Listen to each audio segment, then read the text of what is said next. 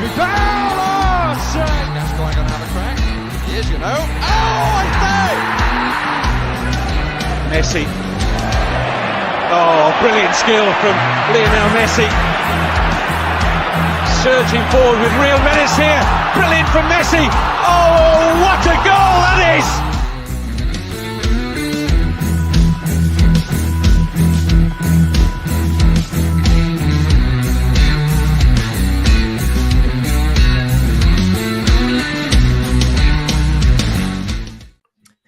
Yes, good evening. Sava here from Football Heritage TV. Happy Bank Holiday Sunday to you. Today I am streaming while Tottenham Hotspur are in the top three of the Premier League. It's all very, very exciting. We're going to win the league. The treble is on. We don't need any signings. Stop the transfers. Daniel Levy, put your checkbook away. All is good in the world. Or is it? I bring you some old faces. I bring you some young faces. I bring you some ugly faces. I'll let you choose who is which. Or I might tell you. I'll bring you some old faces. Has been on for the last few weeks. Has, how are you, mate? You good? Yeah, it's a beautiful weekend. Bank holiday weekend, should I say. And, yeah, Tottenham are looking good. It's always a good weekend when we do well. So, yeah, all good over here. Good, good, good. And as always, Has is from Southview Koi. So if any of you haven't subscribed, get over there and smash that button. We're also going to bring back an old and no, I'm only joking, Perchy. We're going to bring in Perchy. What a lovely guy he is. Here he is, Perchy from Perchy TV. Welcome back to the show, mate. How are you on this lovely evening? I'm all good, mate. Spurs win, and it's been a lovely weekend. Yeah, all good. Good, good. Love it. And still with that plum wall. It's a lovely colour. It's beautiful. It's absolutely disgusting. And big up, and making his debut on the Spurs Review is Josh from Spurs Live. Big up, Josh. How you doing, man? Yes, guys, doing well. I've got to say, that intro, the beat is actually going hard. I can't lie, that beat is good in the intro. I'm liking it. I was dancing in the background. It's nice. But all well, Tottenham-wise, gassed. But yeah, good to be here. Good, good, good. And for any of you who don't know Josh, go follow him on all the socials. We'll fill you in on where they are later. He's smashing it up over there on Instagram and Twitter and stuff. So, yeah, let's get into it. In this show, guys and girls, we are going to talk about yesterday's game. We're going to talk about Tuesday evening's game in the Cup because everyone now is shooing us in for the treble. So we've got to win on Tuesday night. And we're going to talk about what now is, 10 past 8 in the UK. So we've got 4 hours and 5 days left of the transfer window. Spurs can't do a lot in 3 months, let alone in 5 days. So this is going to be interesting. Let me start with you, Has. Tottenham unchanged against Bournemouth. I don't think it was a surprise to anyone other than maybe people thinking that James Maddison might have had a knock and might not start. What did you make of it? Happy with the 11? Yeah, as soon as I laid eyes on 11, the first thing I looked at was who's starting in Maddison's place. And then I saw Maddison there and I was like, oh, my heart just, I was feeling all right. I was feeling good, because the guy's on a run of form at the moment, let's be honest, and you want him starting every week. So for me, it was fantastic. We kept the same squad, the same group of players to start the game against Bournemouth. There's continuity there. I was happy. I was really happy. I really want to see that midfield three flourish. I think they need game time together. And you can already see that they're sort of building that sort of connection with each other. So long may that continue. Yeah, absolutely. Josh, I'll come over to you. Look, lots of talk has been made about the Spurs front three. I think that's been the one consistent from the first two games is, oh my God, should Solomon play now? Should Perisic start? Should Sonny go through the middle? So in your mind, were you surprised to see the same front three start that started the first two games? Well, in my opinion, I wasn't really that surprised. I'll tell you a number of reasons. Number one, because I thought coming up to the Fulham game, Richarlison deserved to start. I think he should start because the Fulham game will be the one that, in my opinion, that will determine what happens. Then if we look at Sonny, for example, I knew Sonny was going to start either way. Didn't know if he was going to start up front or on the left. And with Kulu, I knew he was going to start. I think the front three was the obvious one. But the good thing is that we can play different types of football, different types of players there. And we're thinking, who will start? That's a good thing. Yeah, absolutely. Listen, Perchy, obviously I've been very vocal Funny enough, I've been very vocal. Yeah, I know, Haz. I know it's a surprise to everyone. I'm normally quite. I know. Sav has opened his mouth for the first time. In regards to that front three. So just touch upon this before we get to the positives. For me, I'm going to call it as it is. I still don't think the front three kit has clicked. I don't think in any of the 3 games they've actually looked like a front three, a fluid front three, but it got the job done, right? It got the job done in the end. Yeah, no, definitely. I mean, it was quite funny. I mean, we spoke about it earlier. Me and you were on live earlier, and we said that it's quite funny, isn't it? That everything last season was terrible, bar our front three, and now it's the other way around. We go settled at the back. We look settled at the back, settled in midfield, but our front three's not clicking, right? And it is partly, I think, the way that we're playing. By the way, we should not be changing the way we're playing in any way. We need to either invest or find cogs that will find it. And I think the key issue is, I think we mentioned earlier, we don't really have out and out wingers anymore, right? They're much more forwards that tuck in. We don't have anyone that sticks out wide, like the sort of Aaron Lennon style wingers. I'm not saying Aaron Lennon, but you know what I mean? That dynamic down the wing, bit of pace, and we haven't really got that. So yeah, the front three is a concern. I mean, Richarlison probably more than anyone. I thought Son and Kulusevski got more into the game than they have done. I'm not sitting there saying they weren't perfect in any sort of system, but Richarlison's a key issue, though, big issue at the moment. Yeah, well, let me ask all of you. I won't go round in a circle. We can just have this chat. I've just watched Newcastle versus Liverpool. I did a watch along for it. It was actually quite interesting because there's no pressure when you do a watch along, and it's not your own team. You don't care. You just want to see goals. And what I did notice was when I looked at Almiron and Anthony Gordon for Newcastle, 2 wingers that take their men on, run at pace. And I don't know if you guys saw it, but Anthony Gordon, how he turned Trent Alexander-Arnold inside out, going on the left, coming in on the right. And I looked and I thought, I'm not saying Gordon, I'm just saying that type of player, that is what this system from Postecoglou requires. We need that. We need that performance from wide men. No, I agree. Yeah, I agree as well. Perchi, I don't know, I think you'll agree, but I thought Son yesterday was a tad better than he has been previous 2-3 games. In that, you know, he run down the touchline towards the byline. He was trying to make things happen on that left hand side. Still, the output for me is not good enough. When you look at someone like Gordon, as you said, Sava, taking his man on, beating his man, getting past, 1 or 2 players, it opens up the play for other players like Maddison to come in, Bissouma to run in a box, perhaps Saw. So yeah, 100% for me. The first person that comes to mind is Solomon, and we haven't really seen much of him. Certainly not the last game, but he sort of fits that mold. So I don't know what's going on at the moment with Solomon, but yeah, for me, Kulusevski, let's give him let's give him credit where it's due. He got the goal, but he should be doing a lot more. He should be doing so much more on that right hand side. Yeah, I think if you use Son as the example though, but I think Sam, we touched on it earlier though, that when Son moved down the middle and brought in Perisic, we just looked so much better. Like down the middle was doing different things. It wasn't the same old. He was drifting out a bit wider. He was allowing space for other players, and it showed that maybe we have to start giving him an opportunity down the middle and bringing in the likes of Perisic, or sign someone that is the right mold for this club at the moment.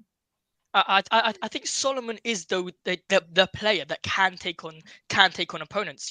When you look at Solomon and you do your insights regarding him at Shakhtar or at Fulham, he's known for being good at taking on his players. He's good at running out his defense at the fullback. So I think when you ask the question, don't we need this from a winger? Should we sign someone?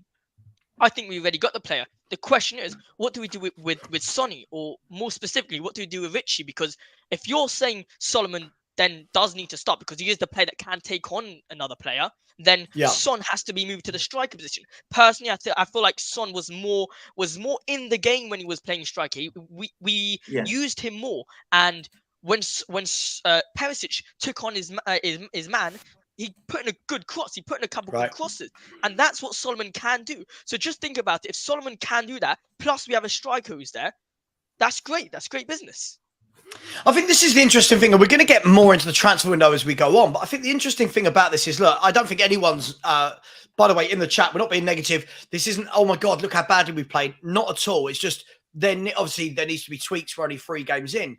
I think Josh raises a good point. It's sort of like at the moment we seem to be linked with wide men, but surely the problem area is that number 9. Surely, and listen, I know this is, let's start with the Richarlison conversation, right? Because it's dividing opinion massively.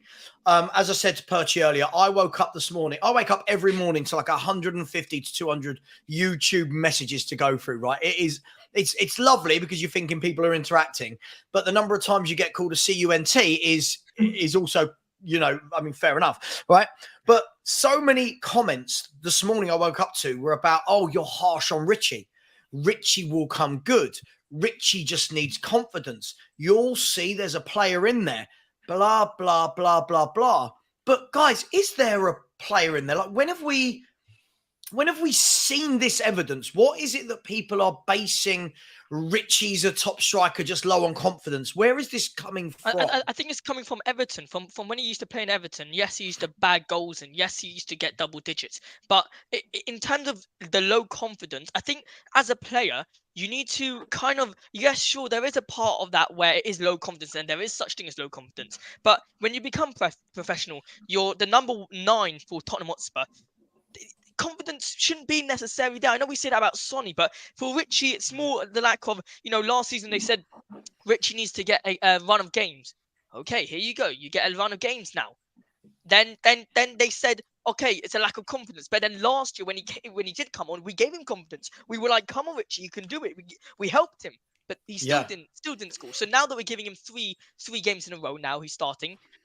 There isn't much in there. I think with the confidence, it's.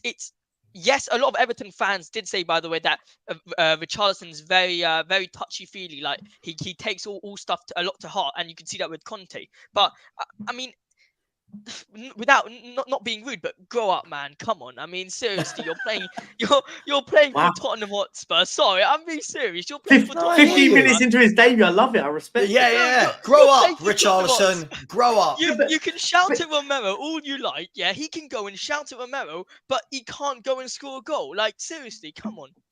No, do you know, Josh, you touched on a good point. Sorry, Hazard. You touched on such a good point because I heard all this stuff about all the stuff with Callum Wilson and Mikel Antonio. And I thought, do you know what? If that's not a fire up as a professional in a game like that, isn't that the rocket up your backside that you need? You've got 2 professionals mocking you as a striker. For me, if I was getting mocked by 2 other professionals in that, I'd be sitting there going, I will do whatever I can to outscore these 2 players. Do you see my point? If someone said to you, Sav, so and so, 2 other streamers are calling you this, that, and the other, and you go, I'm going to prove to them that I'm better than that. Like, do you know? It's that sort of sense of it, right? Like professional pride, right? Haz, let me ask you then: is it? Listen, I'll ask you, Haz. Is it professional pride, or is it? I'm gonna say it for what it is. Is it that he just isn't that good, Haz? And you know, we talk about confidence, and we talk about pride, and we talk about, you know, he'll get one eventually. At what point do you sit there and go, this guy's not good enough? This is now like 30 games he's played for Tottenham and got 1 goal. At what stage would we be mocking our opponents if they had bought a striker for £60 million and he had 1 goal in 30 games? Look, I think first and foremost, I've got to say the biggest mistake we made was thinking that Richarlison was out and out number 9. Because Agreed. If you look at his time at Everton, okay, he was never really an out and out number 9 for Everton. Most of the time he played out on the left. You know, when Lukaku was there, when Calvert-Lewin, who's there at the moment, those players played centrally whilst he played off the left in a sort of supporting role. So why we bought him as replacement striker for Harry Kane and at £60 million is just beyond me.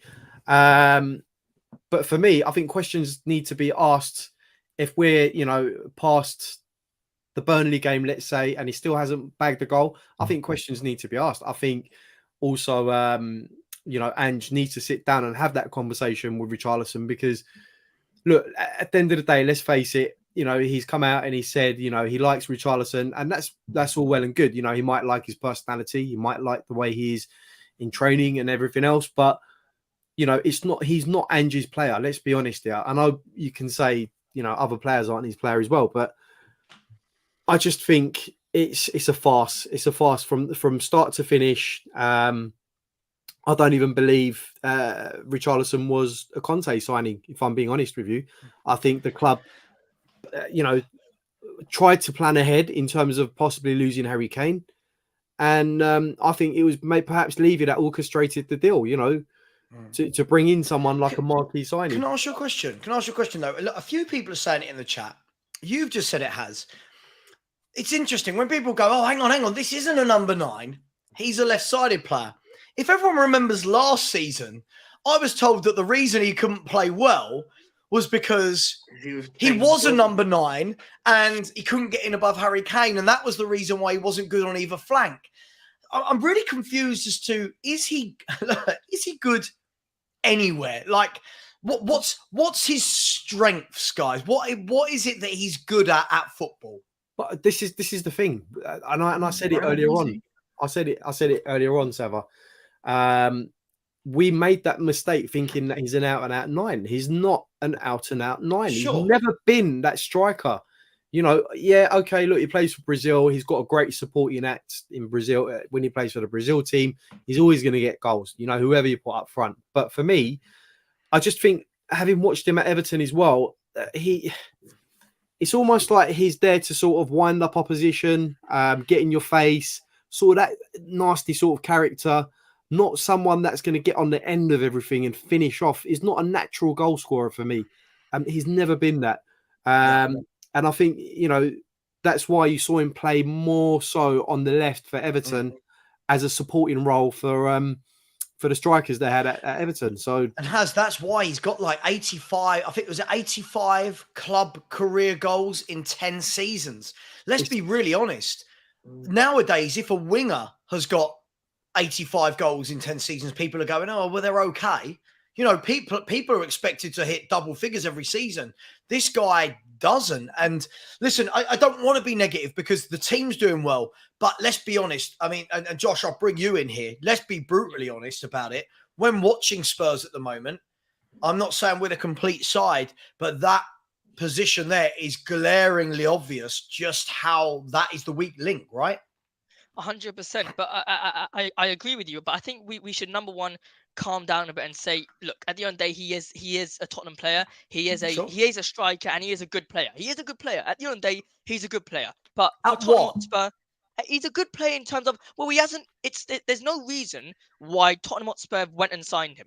I don't believe Daniel Levy. I believe he's an idiot, but I don't think he's that much of an idiot to go sign Richarlison for 73 million euros. And everyone, if we can see he's not good, trust me, Daniel Levy can tell he's not good. But I just don't see a world where Tottenham Hotspur go sign Richarlison thinking that he's not a good player. For some reason, they bought him. Now, I think we need to now say, regarding what you said, the striker position is our weakest point. It is. And what I saw, like I said earlier, as soon as we put a more interactive player into the game as a striker, such as Sonny, he came back, he defended a bit, passed the ball back, went up. He did like a kind of Harry Kane role. Then it was more fluid. It was more of a nicer watch for us Tottenham fans. And I think when Richie does that, it's number one. I think what also got us thinking this is that also the expectations. I think a lot of fans expected Richarlison to somehow suddenly become a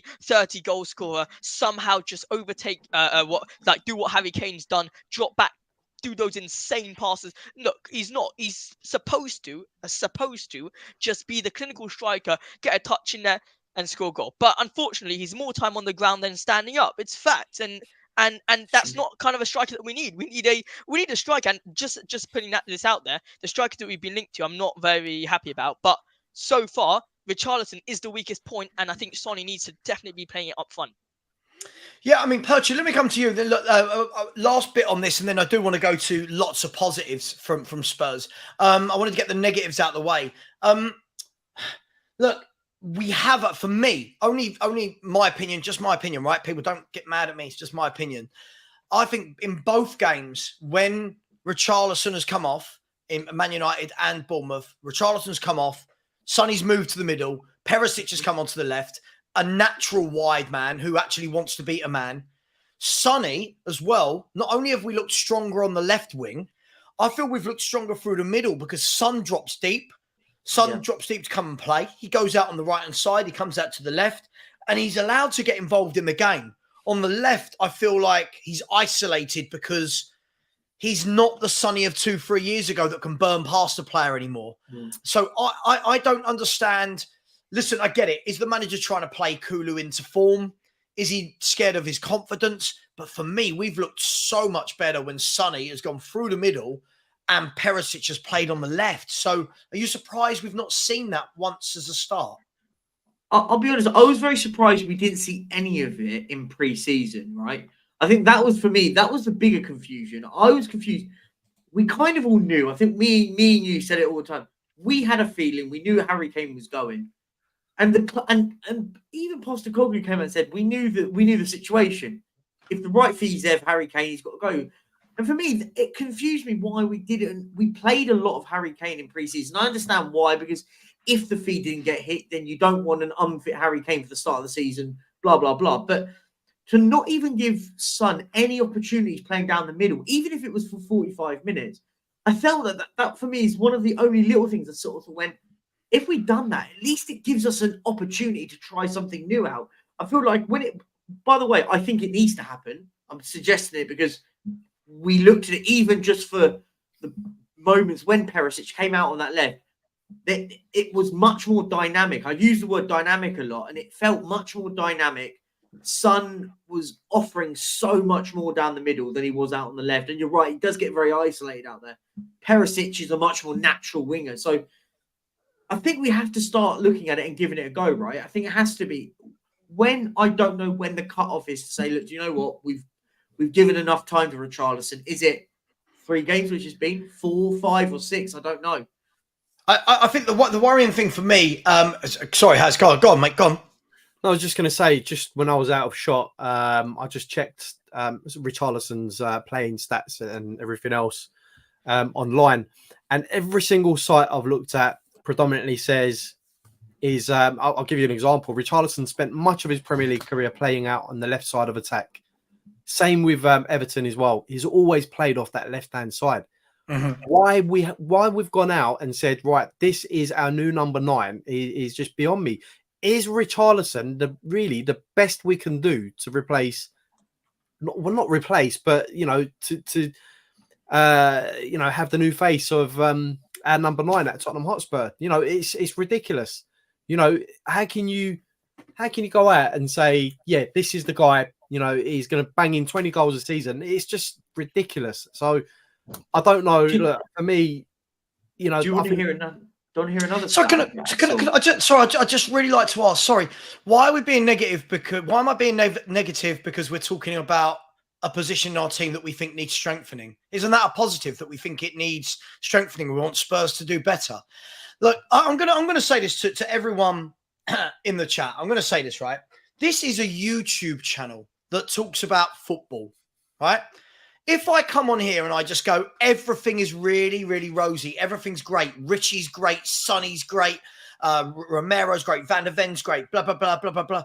What is there to talk about, right? We're talking about some situations where we want to see improvement. And when people then go, I'm being negative, I think, I'll throw it back. I think it's negative for those fans that keep wanting to see Richarlison play. Yeah, that, for me, that's negative, that you don't want Spurs to be better. So you rightfully caution fans for one player. You rightfully caution fans for one player thinking Harry Kane. Now we're top of the table and all we seem to do now is pick bones. Spurs are winning. No one's picking bones. We're talking about what could make us better, what could make us stronger. I'm so confused. What people? Sorry, Has. Do I just come on here and just go, everything's great? End of the show. I will say this. It's mental. We simply, and I say this to everyone in the chat, everyone watching as well. What we're doing is we're addressing certain issues. We're addressing facts at the end of the day. Okay, what we're seeing on the pitch is what we're talking about. You can't tell me that you can't see the problem with Richarlison week in, week out. I mean, that's just, you're in denial. If and I'm going to just also just on that comment. Then don't you, as a fan, then can't blame Daniel Levy if we don't sign another attacker now. It's fine. We've got Richarlison. We're good guys. Right, there you go. So don't blame Daniel Levy if he doesn't sign another attacker. You can't have it both ways. It's not. You can't go, oh, Daniel Levy, you're the problem for not improving this squad, and then go, well, everything's great at this club. Can't have your cake and eat it, right? Yeah, I listen. I just honestly, I mean, we're moving on to all the positive stuff in a minute. There's loads of positive stuff. I honestly believed when I started a YouTube channel that most of it was going to be about debate and about talking points. And now all I've noticed is if you bring up a talking point, you're negative, you're negative, you're negative. That fan there, right? I'm going to call him out on this. You know me, I'll call him out. That fan there has shown how dumb he is. I'm going to call it. I shouldn't do it. I'm going to. How dumb he is. We are top 3 after 3 games, sure. It's a long season, my friend. This is a long season. And you can't go a whole season without your forward scoring goals. So if you want Richarlison to be your striker for the next 35 league games, that's on you. But then when we start losing games because we can't put the biscuit in the basket, I don't want you coming on giving me, oh, we should have bought a striker and why didn't Levy buy? And right. Let's move on to something a bit more positive just before I get told off by the people again. Listen, I thought Vicario again. I'll come to you, Josh. Vicario is somebody who's had, again, a lot of hate through pre-season and the first couple of league games. And I'm not sure why. For me so far, Josh, I don't think the guy's done anything wrong. I don't know what he's done in a Spurs shirt that's wrong. I think he looks good. Yeah. You come to the wrong guy because good. I'm not the most loved Vicario fan in the world. I can't lie. Excellent. I mean, debate. It's good. Look. You're so negative, Josh. You're negative. Look, I'm gonna be straight with this. Look, Vicario. I think I criticised Ramsdale last year a lot on the fact that he makes everything look 10 times harder than it really is, because I still believe it. I still really do believe it. And I think Vicario did the same thing in a preseason. I love his energy, but I think the saves that it looked very obvious. Obviously, Lloris would never save it, but the things that looked very obvious that Vicario should save, he made a little bit of an act in it. In my opinion, obviously, guys, this is my opinion. And then the saves that he should save. Such as that header coming in, I think it was from West Ham. He should have saved. He didn't save it, and that was very questionable. Yes, there was a deflection again on another game for Mickey van der Ven. But I think overall for Vicario, yes, the first 3 league games, he's very much upped his level in terms of, in my opinion. And I'm starting to like him a bit more, but I just really want him to be a bit. I don't like keepers that celebrate. I really don't like it. I like it when they give passion, when they show passion. I love players that show passion, but I don't like it that when keepers overreact. And Ramsdale did that last year, and that's what I'm criticising Vicario on. As well as, you got to remember though, I mean, I didn't take this into account, and I should have. That was my mistake, guys. But as well as the whole back 4 is basically new. The whole back 4 is new. So when we see him playing in pre-season, misplacing a pass here or not saving a shot, it's because the back 4, and including the keeper, is not communicating at a certain level, and that's what preseason's for. So now I'm slightly going on to the positive bit on Vicario. I am slightly starting to like him, but I want to see him make some good saves. I want to see him not act and just do simple stuff. Show your passion and just be loved by everyone. I'm starting to like him. Starting. Okay, I mean, let me come to you, Has. Vicario, again, another clean sheet, no mistakes. Some people don't like him, some people do. What's your take on the guy? I just think, not just Vicario, but any player coming into the club, you can't judge him after 2-3 games. It's everyone's got a different approach to how they handle life in a different league, in a different country. That has been the case with Vicario. He's come to a different league. He's come to a different country, a different language, different players, different system. And he's had all that to contend with. Yes, the first game looked a bit ropey with his decision making, but that's to be expected. First game, you don't want to make any mistakes. You know, it's simple as that. It's like going into an interview and you're like, I don't want to make any mistakes here. You know, I need to get everything right. But look, for me, he's proved how good he can be in terms of he pulled off some stunning saves against Manchester United, followed it up with a couple of outstanding saves against Bournemouth as well. But the thing that really impressed me about Vicario was the fact that, you know, he's so calm on the ball when he's inviting pressure from the opposition. You know, as we saw against Bournemouth, he waited and waited, inviting pressure from Bournemouth before passing it out. And that tells me he's confident. You know, he's confident in his ability to pass. He's confident, you know, under pressure. So, you know, it's the way Ange wants to play at the end of the day. We are going to invite pressure. We are going to play it out from the back. And he's probably the profile that we were looking for. So I think he's done really well. Everyone criticizing him, yes, it's your opinion, but I just think it's a little unfair to say he's going to be a bad signing or he's a bad goalkeeper after having only seen him play 2 or 3 full games for us. It's competitive games. So, yeah, for me, I think he looks good. I think he looks really good, if I'm being honest with you. I've got no issues with Vicario. 2 clean sheets. He's got a very good command of his penalty box. He's very vocal. We never had that with Lloris for long periods. Yeah. Of course, having, you know, the same sort of background with Doji in terms of they're both Italian as well. Good communication at the back is essential. So, and of course, Romero played in Italy as well. So that helps. For me, I think the kid's going to be class. We've got nothing to worry about. Yeah, listen, Perchy, I'll get your take, and then Sean, welcome to the show. I'll bring you in after. And obviously, there has been a tweet from Alistair Gold that I will come to bring up. But Perchy, Vicario, again, listen, it seems like every player at Tottenham seems to divide opinion. I would have thought after 2 clean sheets, making some good saves, I would have thought that most people now would be really happy with it. But it still seems that many are still, even when he makes saves, now they're too theatrical, they're too emotional. Or what's going on with Vicario? Basically, is the rule 101 is whatever the majority of the Spurs fans say, the opposite happens. So it was Bentancur was awful. Everyone now loves him. Kulusevski was absolutely god awful when he joined, and everyone loved him after the half season and stuff and whatever. So Vicario, let's put it frank and honest here.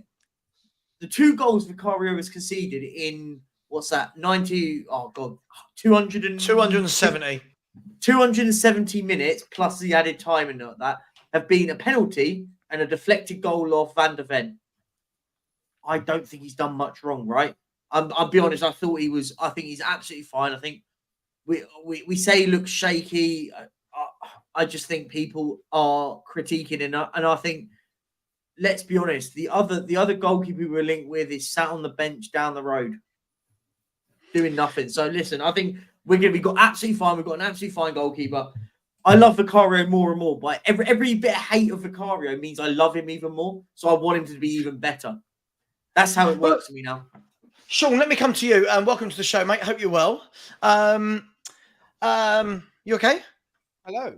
Hello. How are you? How's everyone doing? Yeah, Hello, good. Just checking. There was sort of like a kind of deathly silence. So, Sean, if you haven't worked with Josh before, welcome, Josh. Sean, I don't know if you know each other. Yeah, Sean. How are you, buddy? Good, and you?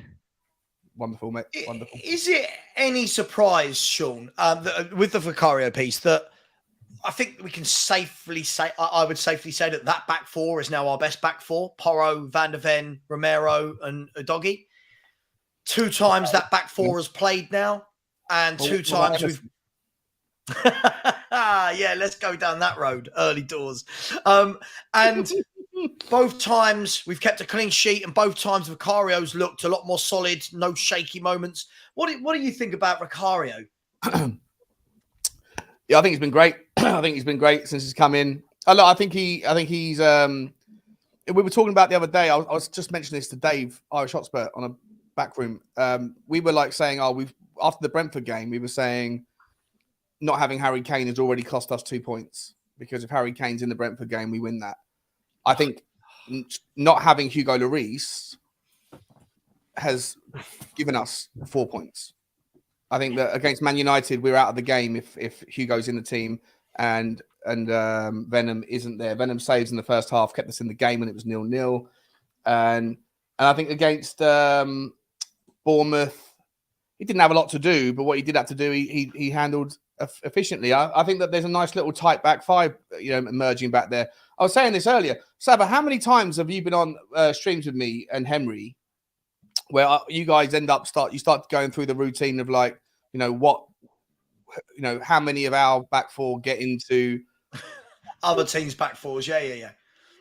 I think that Tottenham's defence, and you were correct to say it all last season, was absolutely shocking. One of the worst defensive formations, systems, whatever, and individuals in the league. But I would argue right now, and it's only a small sample size, but that's all we have to go on at this stage of the season, so allow it.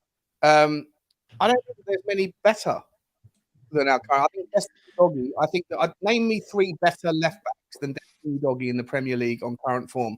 A Stupinan, maybe one. I don't know who else.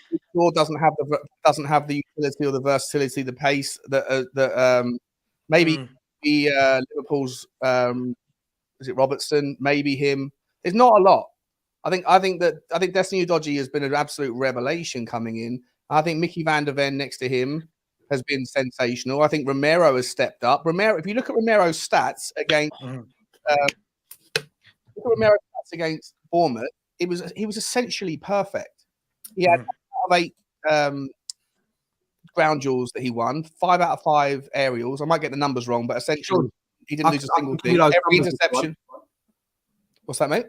I can give you those numbers if you want. Go on. Yeah. He was perfect. I think he only misplaced 1 pass. That was it. Yeah, the numbers are incredible. So Romero, 51 touches, 37 passes, and check this out: passing accuracy 97.3%. That is more than any other player on the pitch. Okay, 5 tackles made. Van der Ven, 85 touches, 72 passes, so more than Romero. 94.4% passing accuracies with 2 tackles. For me, for 2 central defenders, that is outstanding. Like, passing wise, outstanding.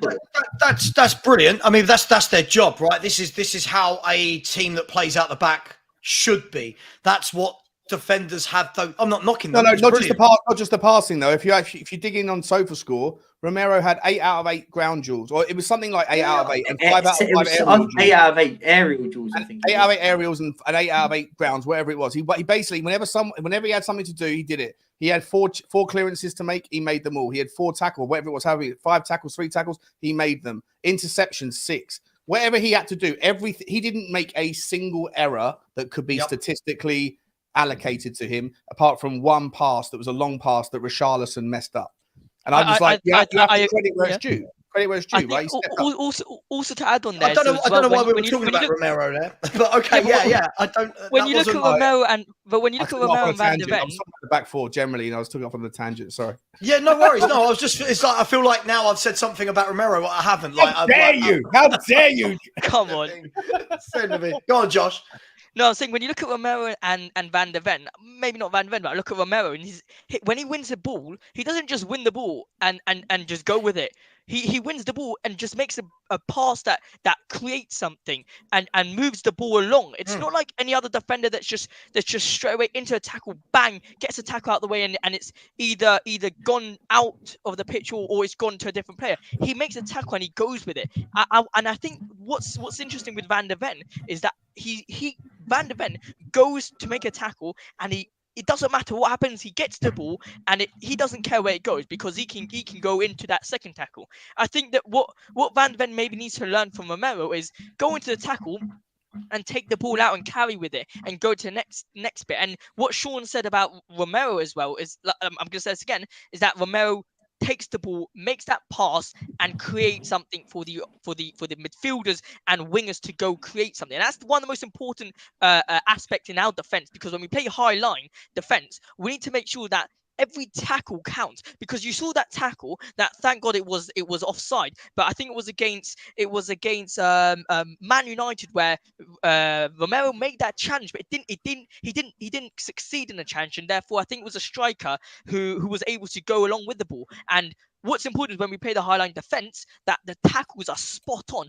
No fouls, none of this business where the ball goes somewhere else. The ball gets tackled by Romero, Van de Ven, and they go and pass the ball out. And that's fantastic from our defenders. Josh, can I just say on that quickly? Yeah. You're absolutely right as well, by the way. A lot of people were saying, I think in the chat, it's their job. They pass around with each other. That's why their accuracy will be high. But the fact is, teams will press us, and to be able to pass around through that press, that's why I'm saying it's outstanding that they have, that sort of pass accuracy, despite the fact, you remember how Bournemouth pressed us from the get-go. They were passing the ball around like they weren't there. So, and I think also the position that they're passing the ball around, I think that goes like no one realizes the places that they pass the ball around are very, very dangerous. They pass it on either it's next to the goalkeeper, or they pass it such a high line that if a striker gets a touch on it, they're going for the counter attack. And I personally would bet that Van de Ven will get it, but their striker will go and run with the ball and could potentially score. So the passes they do, it's their job. It might be simple, but in reality, it's really not. It's a very, very, very dangerous players. Listen, I don't think there's been anything wrong with our centre back so far this season, and long may it continue. I do feel that we've got to relax a tiny bit. I do feel we've had a tiny sample size. Guys, you always know I say it, consistency. This is the thing. We've seen this before with players where they have a couple of good games. This partnership looks like it could build and grow and be something special. Let's hope that that's the case. Let's hope that these two kick on. I don't think either of them have done, from what I can remember in the last 2 games, and Van de Ven 3 games, I don't think either of them have done anything wrong. I think they've looked really comfortable.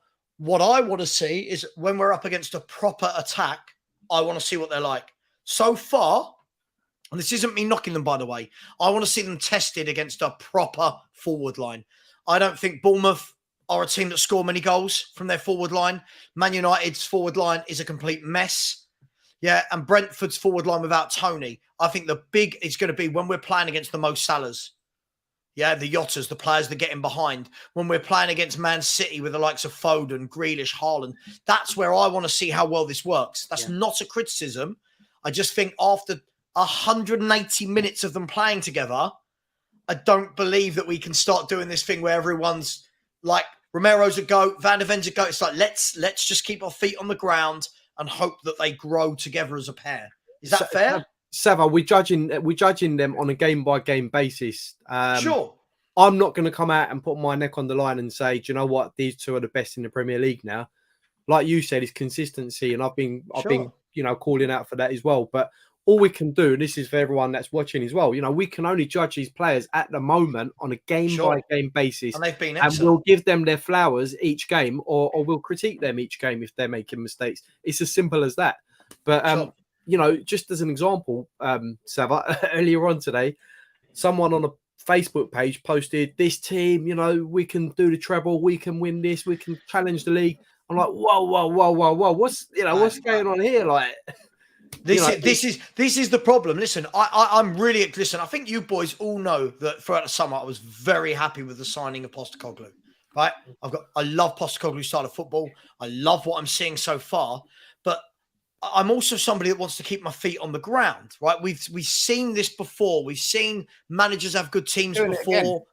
We're doing it again, Sean. And the thing is, if you try and remain cautiously optimistic, but honestly, I feel like I can't win. If I do an upbeat video and I'm like, I love Postecoglou, we've got our Spurs back. It's, oh my God, it's only been 2 games, right? If I do a video, your mind, mate. Say what's on your heart. Don't worry about the reaction. You're always no. I do. Say how you feel. Say it. Yeah, listen. I do say how I feel, and I do say it with chest. It just makes me laugh. Like, if you're positive, you're wrong. If you're negative, you're wrong. And it's like, listen, these are football debates. Yeah, I think the back 4 looks very good. Yeah, it's going to have stiffer opposition than we saw yesterday. It's going to play against much better players than Solanke. What back 4? Quite possible. I think the back four looks more of a top four back four than the front three looks like a top four front three. Would that be fair, Sean? 100%. That's fair. Yeah. I'll take Right. that one. Yeah, Right. Hold on. Sean, did you just agree with Sava? Can we clip this, please? We always agree with each other. Listen, I'd love to agree with Sam. Everyone paid to see, Sava. Listen, again, I'll tell you what, it's going to be Sam really and I interesting. disagree. A lot of it's for the pantomime. Like it's a bit of theatre. The pantomime. We do it for They show. know. They know what they're doing. Talking about pantomime, and before we move on to a tweet by Alistair Gold, come on, guys and girls, smash that like button. Honestly, today's been the last few days. I don't know if it's just me or if any other YouTubers are feeling it. Like really, really slow. There's 432 of you in the chat, only 163 likes. This is our life. This is our jobs. Not all full time, but smash those likes. Help us out. And subscribers, we've had 0 subscribers again throughout the whole show. There's over 440 people in here. Smash that subscribe button and subscribe to every one of my guests. Come on. It's easy to sit in the chat and abuse, but show some love. This is what panel shows are for. Guys, I'm going to bring this up. Sean is going to absolutely hate it, but we'll start with Sean and then we'll move around. I think everyone knows what this is going to be. We're going to start with this. I don't know. What's it going to be? Okay, well, here it is. So Alistair Gold, as you can see there, ignore that footage of Sky Sports. Let me try and get that off the screen. Covered. There you go. Alistair Gold has said, understand that Ange Postecoglou has made Brennan Johnson his number one attacking target for these final days of the window. Feels he's the perfect fit for his Spurs system and versatile. Talks have taken place. Tough deal to do, though. Of course, it's Tottenham. Tough deal to do, though, and it's likely to be a late one if it happens. Sean, I'm going to come to you first. That statement to me screams completely of, we tried, but we couldn't get a deal over the line. It's those sort of vibes. It'll be a late one if it does happen. But talk to me before we talk about that. Brennan Johnson, you were vocal about this the other day. Our number one target? I'm not a fan of the player. I think he's all right. I think he's a good player doing one thing. He's a one-trick pony thus far in his career. He's very good at turning the ball, dribbling. He's terrible at offloading. He's terrible at passing it. I think he's very selfish. The other compliment I'll give him is that he's brilliant at finding. He knows how wide the net is, how wide the goal is. He always finds the side netting, and you know what? That is a very important attribute because if the more like Harry Kane wouldn't have scored half the goals he did unless he knew how wide the goal was. He's always putting it into the corner, and that if you put it there more often than not, you're going to score because the goalkeeper can't get there in time. So he's a good player. Is he worth 50 million? Absolutely not. Does he suit the system? I'll lean my head in. I'll trust Ange Postecoglou. If that's what Ange wants, if that is an Ange signing, we always go through this. Is it a club signing? Is it a Conte signing? Is it a Levy signing? If this is who Ange has identified, I will 100% get behind it and back it. The only other thing that I think that makes sense about it is that the one trick pony that he is, as far as I can see, is a trick that whatever pony Kulusevski is, he doesn't have that in that pony's locker. Kulusevski can't do what Brennan Johnson can. And therefore, maybe Postecoglou is just looking for a variety. He likes players that can do different things. But I feel like if you're looking for someone who can run with the ball and dribble at pace, don't we already have someone in that in Solomon who hasn't got a single minute or like any more than like 5 minutes of game time this season? I don't know. Listen, if Andrew said he wants it, fair enough. I'll get behind it. I hope he'll do well. I just think this could be another absolute stinker. I hope I'm wrong if he does come in. I don't think it will happen anyway, to be honest. I mean, Josh, let me come to you. It's crazy, isn't it? That we know the market is crazy. The market is crazy in terms of transfer fees. 15 million they're talking about for Brennan Johnson. He's had 1 year in the Premier League in which I believe he scored 8 Premier League goals. For me, would probably scream of playing down the right. Surely you're not going to bring on 50 million Brennan Johnson to sit on the bench. What does this all mean to you, Josh? What's going on? Brennan Johnson? I'm just not understanding how, since the signing of Alejo, the youngster, how we've only been able to identify one target. I mean, Tottenham Hotspur, what are you doing? You've only been able... No, this is an absolute joke. If this was in any other business, you've had that amount of time to think of a player to sign. Well, not even a player, a couple of players to sign. You've come out, the best you can come up with is Brennan Johnson. What are you doing? Look, I think Brennan Johnson is a good player. I think he is, but I think we can do better. I mean, if you want to go for a right winger, why are you going for Brennan Johnson? If you want to go for a striker, go for a striker. I think that's the weakest point, like we said. Brennan Johnson, I think when people look at his numbers, you got to remember, he scored his best season was in the Championship, 21-22, got stats up here, 18 goals, 10 assists in 50 games, 49 games. That's his best season.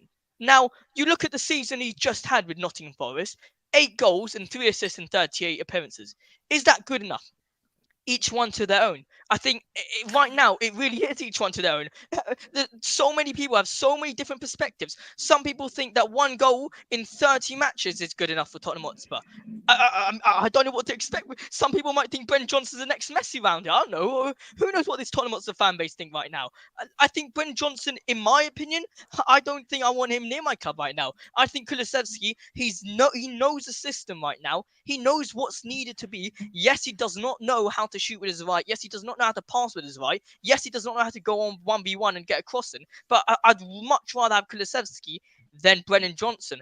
And if you do want someone who is as close as possible, like Brennan Johnson, mate, you've got Solomon. Play the guy. Why aren't you playing him? So Brennan Johnson, and we're talking about 50 mil. 50 mil? What is this? 50 mil? Nah, I mean, look, personally, if Brennan Johnson's watching this, please do not come to the club. Please do not. For your sake and for our sake, please. I mean, Perchy, look, you would like to think, wouldn't you, that there'd be a name that is our number one target that makes every fan go, yes, this is what we're talking about. Yes, everyone's going, yeah, guys, this is our guy. And again, it's a bloke where so far I've asked 2 panelists. All right, we're only a sample size of 5. But from what I'm reading in the comments, from Sean's reaction to ridiculous, Sean's reaction, Josh's reaction, it's kind of like, okay. What do you make of it, Brennan Johnson? All I'm going to say is you know what's going to happen, right? We're going to sign him and he's going to score a hat-trick against Sheffield United. Yeah. That's literally what's going to happen. Bring it on, bro. I'd love to be mudded when I'm negative about a take. I can't wait for Richarlison to bang in 20 goals. But my point is, it's very similar to sort of what I was talking about with Vicario. Every time a Spurs fan goes, no, I don't want him. No one wanted Postecoglou. We got him and everyone loves him now. No one wanted Bentancur, Kulusevski. They love him now. Everyone's saying, oh, we don't want Johnson now. We signed him. And then against Burnley, on the 2nd of September, he goes and bags a hat-trick or something. And then everyone loves him and stuff. Starts calling him the regeneration of Gareth Bale or something like that. But listen, yeah. But on a serious level, though, looking at the sort of stats and side of things, Sean, you alluded to before we sat on when we were on stream and we went through them. And I was like, yeah, it's worrying. But I do look at it and go, He's a lad with a bit of pace about him, right? He's a quick lad. I'm just trying to play where, Perchy, to play where. Okay, he's a lad. He's got pace. Yeah. Right, he's in his first year in the Premier League. He's still a young lad. He got 11 goal contributions, 8 goals, 3 assists. Where does he play in this team? If he comes in, where does he play? It'll be an out right winger, I'd say. Okay, so we're taking Kulu out of the 11. Well, it doesn't I'm just sitting on. I'm just asking. No. It's not about necessarily taking out Kulusevski. What it does is it offers you a little bit of a different player than Kulusevski, right? Like you've got a player that can play much wider than sort of Kulusevski, who is so scared to use his right foot for whatever reason. So, do you see what I mean? So you've got someone who can do a little bit different, a different style of player. Listen, I'm not one of those. I'm not sitting here going to champion it. Listen, if it's what Postecoglou wants, I'll sort of agree with what Sean says. If that's the man that the manager has identified to say, look, in this window, if we can get him, let's get this player in. Then the club need to, whether as fans we can sit there and say whatever we want, right? But this is brilliant. As long as it's 11 ice lolly. Yeah, so as I was sort of saying though, like, listen, if this is what the manager wants, I'm fully backing what the manager wants in this decision. Listen, I don't know what the right answer is.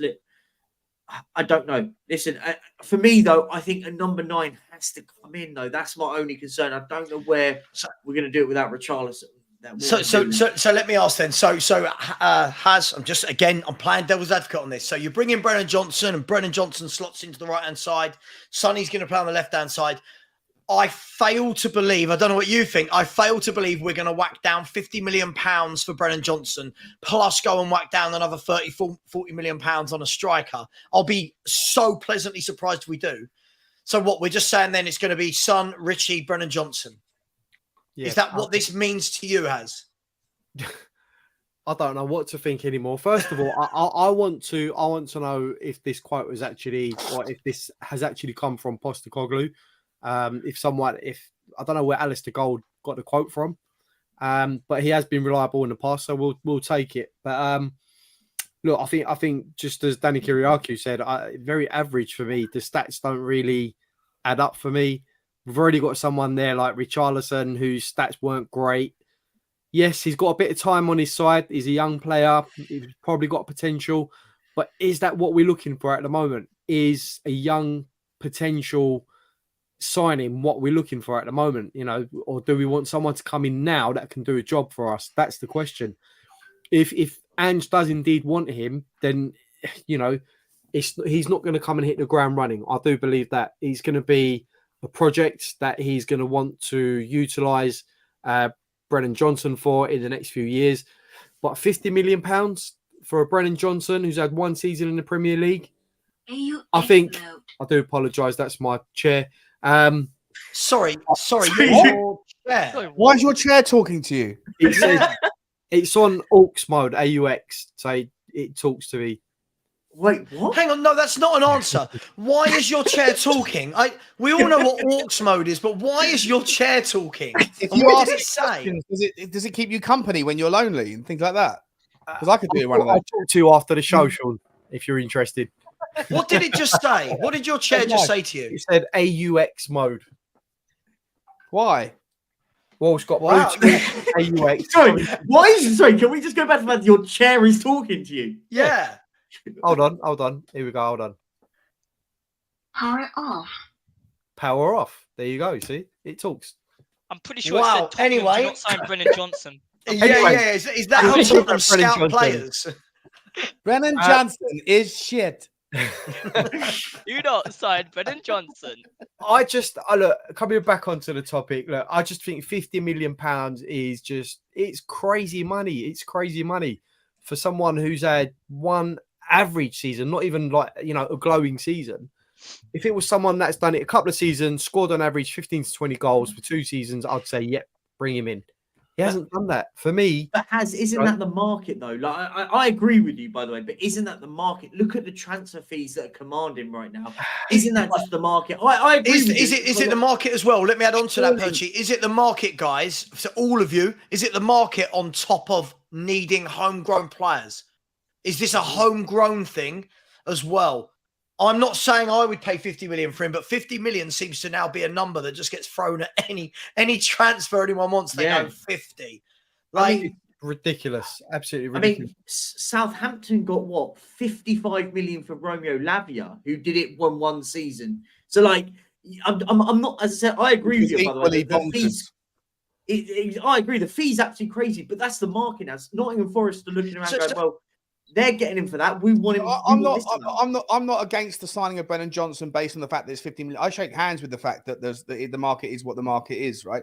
It's just a shame that we can't ever seem to get 50 million pounds for any of our players ever, right? But what I would say, I just don't think the guy is a game changer for us. I don't think that he's a level up. I think that Decky doesn't offer what he does, but Decky offers a lot more than he does in 90% of the other things. I don't get what Brennan Johnson's value is. It doesn't matter whether he's 20 million or 50 million. It's does he come in and make a difference? If Ange thinks he does, then so be it. But if all that you can look at Brennan Johnson as a player and see is a guy that turns every time he gets the ball, he turns and runs at the opposition. He comes back, he comes deep, picks the ball up, runs into space, runs on opposition, and then has a crack from his right foot from deep, and sometimes hits the back, sometimes hits the side netting, sometimes doesn't. If all that is all that he does, then are we not going to get entirely infuriated by that, just like we do when Sonny, 9 times out of 10 last season, did exactly the same thing on the left-hand side? Get the ball and run at opposition. Just because Sonny sort of wasn't that successful with it, it's a one-trick pony thing. We talk all day, every day on our various channels about predictability. Brennan Johnson, I have absolutely no clue how else to describe him apart from entirely predictable. He's very good at what he does, but he does the same thing every time. Wouldn't that lend to this as well? Like, this is a really good point. Like for 50 million, surely your signing is upgrading your 11. Like, I get it. If you're Man City or you're Chelsea and you've got money to spend, you can buy a 50 million pound sub. Surely Tottenham can't be spending 50 million pounds unless the guy is coming in and playing each game. And as Sean said, you mentioned this earlier on WhatsApp, Sean, you would go from, if the two options are then Kulu on the right or Brennan Johnson on the right, you've got one guy who is super predictable in what he's going to do in Johnson with the dribbling. And you've got Kulu, who's the complete opposite. He's completely predictable in terms of he's going to cut in on his left. But it still doesn't address the problem that it still doesn't mean that one of those two right wingers is completely unpredictable to their fullback. Exactly. It feels a bit weird that for 50 million... The most unpredictable player we have with the ball at his feet on the right-hand side is Solomon, and he can't buy a minute. Solomon has the stones I agree. to go down the line or to cut inside.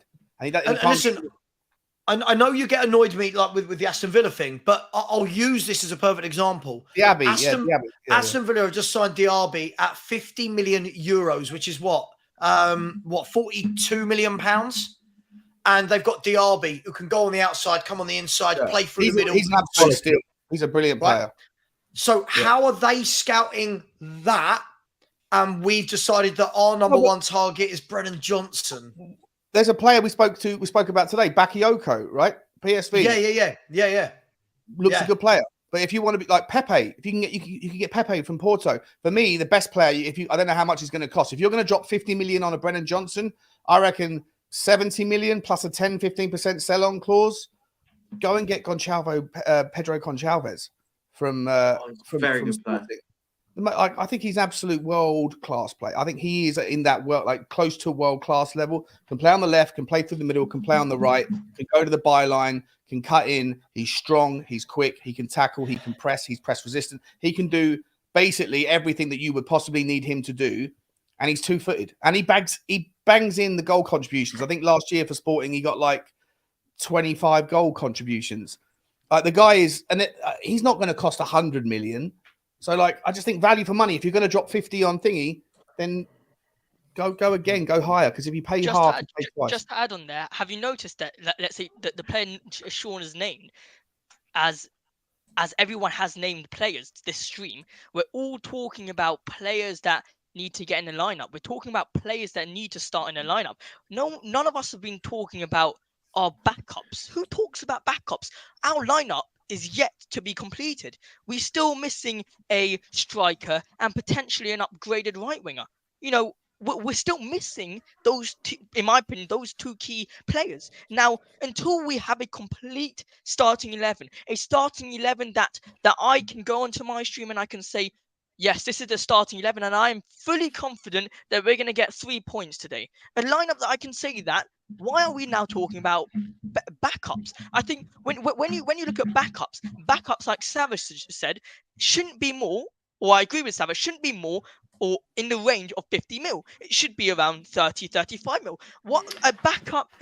Isn't Solomon the backup on a free transfer? Isn't Solomon the backup? Exactly. Solomon is the backup, and what's even more annoying is the fact, is that he is a free transfer, and these type of players need to be coming on a free or not on a free or on a low fee and be good at what they're doing and challenge the starting 11 people. For example, why are we all saying we need to get a good centre back? Because right now there is no challenge in that centre back area. Mickey van der Ven, I'm sorry, unless he gets injured, he is starting every single match. Christian Romero, he is starting every single match. There are players in the starting 11 that the opposition know that this is our starting 11. They know it is. The only position, the only place that that the opposition does not know who is starting, in my opinion, is that front three. The front three is the one that's the less predictable. And when we, like I said again, when we talk on the stream about players, we are only talking about players that should start. We're talking about, for example, in my opinion, when I say, oh, we should sign Vlahovic as a striker, or we should sign, for example, Pepe. We're talking about players who should start, not backups. And then when you talk about backups, it should be low fee.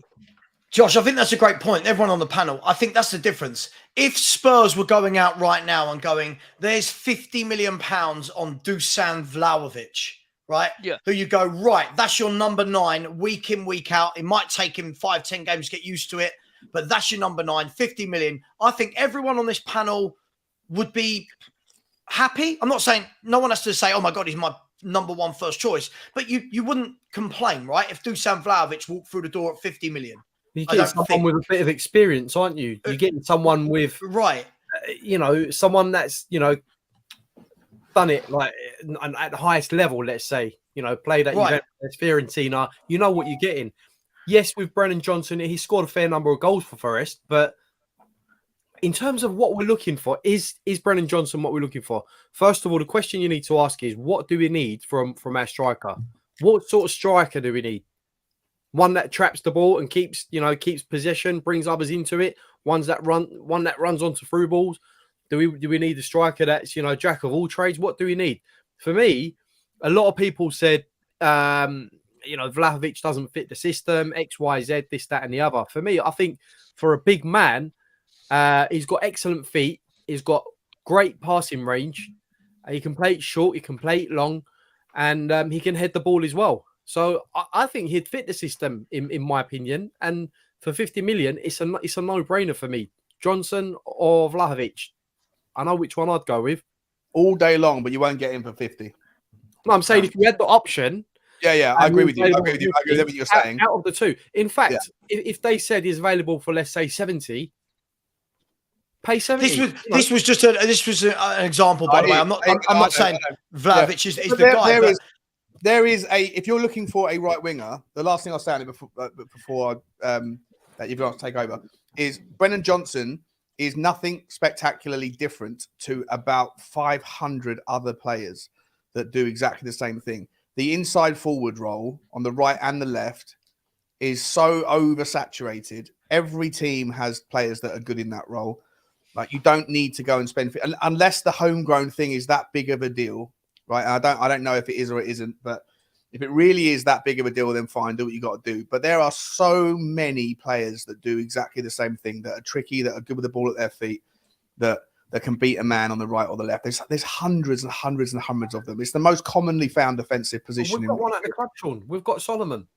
I know exactly. That's what I mean. We've got one at the club. I don't have the need for another one. Who can do the same thing? Get it? I do not understand. So that then means on the wide areas you're going to have Perisic, Son, Solomon, Kulusevski, Brennan Johnson, and Brian Hill. Don't forget Brian Hill's coming back in 6 weeks. Exactly, mate. Yeah, it doesn't make sense. I think Brian Hill will suit the system as well. I think he'll be a really nice addition in late winter. I think so as well. Funny enough, Sean, I agree with you on that. I think Brian Hill has been unlucky enough that he's played under very sort of he's played very defensive football under defensive managers. And I think I'd really like to see what he can accomplish under Ange. A lot of players have come back, maybe second chances here and there for a few players. I think Hill might need that chance as well under Ange, see what he's got. He's not a bad player, honestly. He played for Seville with Lamela, he went on to win the European Cup.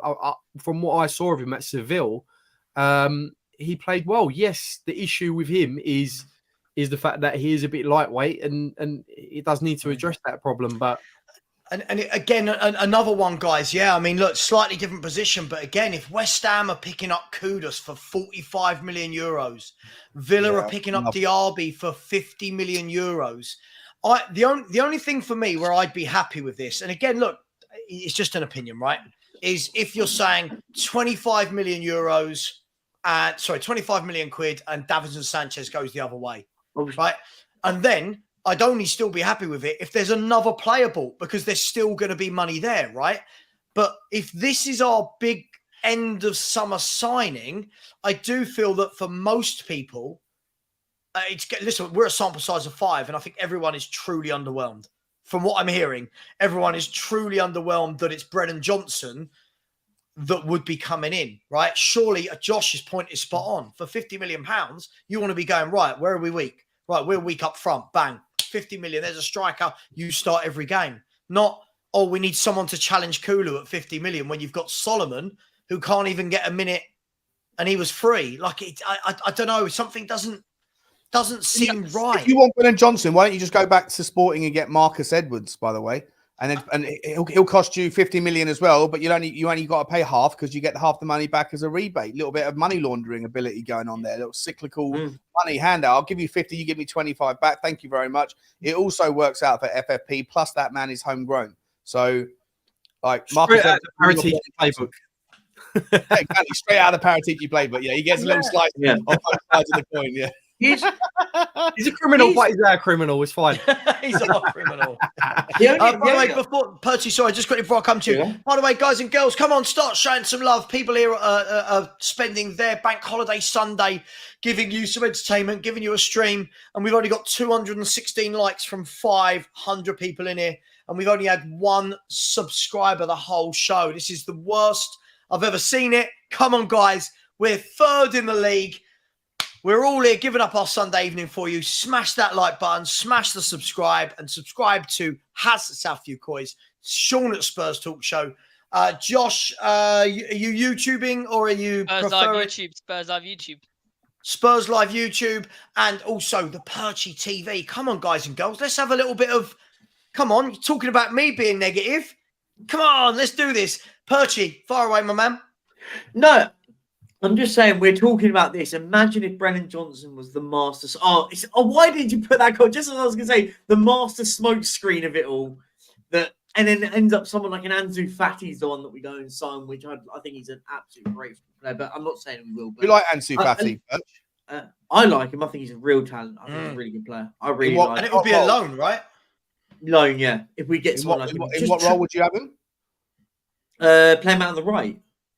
Or he can play on the left as well, actually. He can play across the through the middle as well, can't he? He can play through the middle as well. Yeah, but listen, I think I'm not just. I heard the thing, but I did just read that. Actually, I just saw another thing that's saying that Sanchez to Nottingham Forest could be potentially a part of the deal.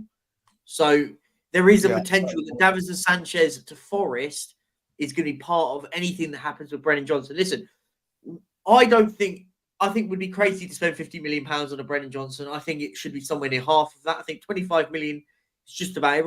I agree with what everyone else is saying about it, saying that maybe it's got to be something else. But listen, if we're signing him and we're getting him because we want him to play in maybe 2 or 3 positions, and I'm not necessarily against it, I agree with everything what everyone else is saying in the sense of like his output's not amazing. It's not spectacular. But for me, I'll always stand by mine, and I'll stand by my gift or banner propaganda and go that he's got to be the one we sign, and I'll stand by that one. Can I ask you guys a question? Sorry, just quickly. Have we got a homegrown problem? Yeah, I think we do. Yeah. We do? Who's our homegrown players? So if we're talking about English players, we've got, if we use our 11 at the moment, we've got Ben Davies counts. Fraser Foster, Ben Davies, Ollie Skip, James Maddison, Tanganga. But we want to get rid of they're ones we want to get rid of, right? We want to get rid of a load. So Tanganga, it's not so much about you haven't got to worry about the homegrown. What you've got to worry about is on any. So you've got 11 players and 9 subs. So you've got a 20-man match day squad, and you can't have more than 17 of them as foreign. Yeah. Right. And obviously you've got a 25-man squad, and you can't have more than 17 of them that are foreign. And anyone that's 21. Does Van der Ven count? How old is Van der Ven? Yeah, he counts. 22. He counts as a foreign player in the 25 and in the 20. Sar doesn't count, no. Sar doesn't count. Sar counts as a foreign, but he doesn't count as a squad player, so it's not as big a deal. He doesn't need to be registered, yeah. Yeah. But yeah, we only have OG as well. and like we've loaned out. If we're going to loan out Dane Scarlett and Harvey White and things, then in a nutshell, it's not a problem. You can still have your 17. You can still have your 11, and then if Maddison's going to play and probably Ben Davies going to be in the squad, then it's not really an issue. But if you get injuries to some of your homegrown, to Maddison, for example, or to Ben Davies, then you might not be able to fulfill your bench with the full 9 quota. It's never really as big a deal as people think it is. It's only ever like a drastic situation if you get a lot of injuries and if some of those injuries. Sean, how do Whiteman and Austin fit into that? They're considered homegrown. They're homegrown, yeah. That's the only reason. That's the only reason I believe we gave Alfie Whiteman a new 4-year contract. So you got Whiteman, Austin, and Fraser Forster as homegrown goalkeepers, right? That's 3 of them. There's no point in having 4 goals. We've got 5 goalkeepers at the moment. There's no point. All you need is 3 in your squad, right? Because both Whiteman and Austin are over 20. They're about 25 years old. Those two now. Their career, 23, 24. Let me do a poll. I'm going to do a poll in the chat as well about Brennan Johnson. Let's do a poll and see what. Sean, you're good with this. What do you want the question to be? I want it to try and have a slightly more even balance than my poll around Eric Dyer versus. Right, Sean. Word for word, I will put out a poll for what you say. You tell me what to write, and I'll write it right now. Do you, if Ange wants Brennan Johnson, do you back the signing? Oh, you know everyone's going to say yes. I don't know. I'm not seeing a single person on board with the concept. So let's find out. Yes and no being the 2 options, right? Yeah. Yep. Okay. Right. There you go, people. There are exactly 537 of you inside the house. Let's get as many. People voting. Gee, what is wrong with me today? Let's get as many people voting as possible. The question is, as per Sean from Spurs Talk Show, if Ange wants Brennan Johnson, do you back the signing? Now, this is one of the ones where I'm going to copy Sean and say, I'm taking receipts. All of you people that say yes, if he comes in and is an underwhelming player, just remember I've had to buy the amount of receipts I've been taking. I've had to buy like an external storage drive on my computer. I've got gigabytes of the bad boys. Sean's ringing up the data center asking for some more server space. What is going on over there at Spurs Talk Show? Well, you wouldn't believe it, but I've been having a lot of polls. Of polls. And, I need to make sure I'm holding everyone accountable. Sorry, is that 16 million subscribers you've got? Is that why we need you to have some data? Look, I do think it will be interesting. Look, I think one of the things we must talk about off the back of this, I'll start with you, Josh, is as fans, look, we concentrate so much on incomings because, you know, as fans, we want to see new players, new blood, new styles of play. But we don't know who's going out. For all we know, Perisic, for example, I don't know. Perisic could be going out in this last week of the window.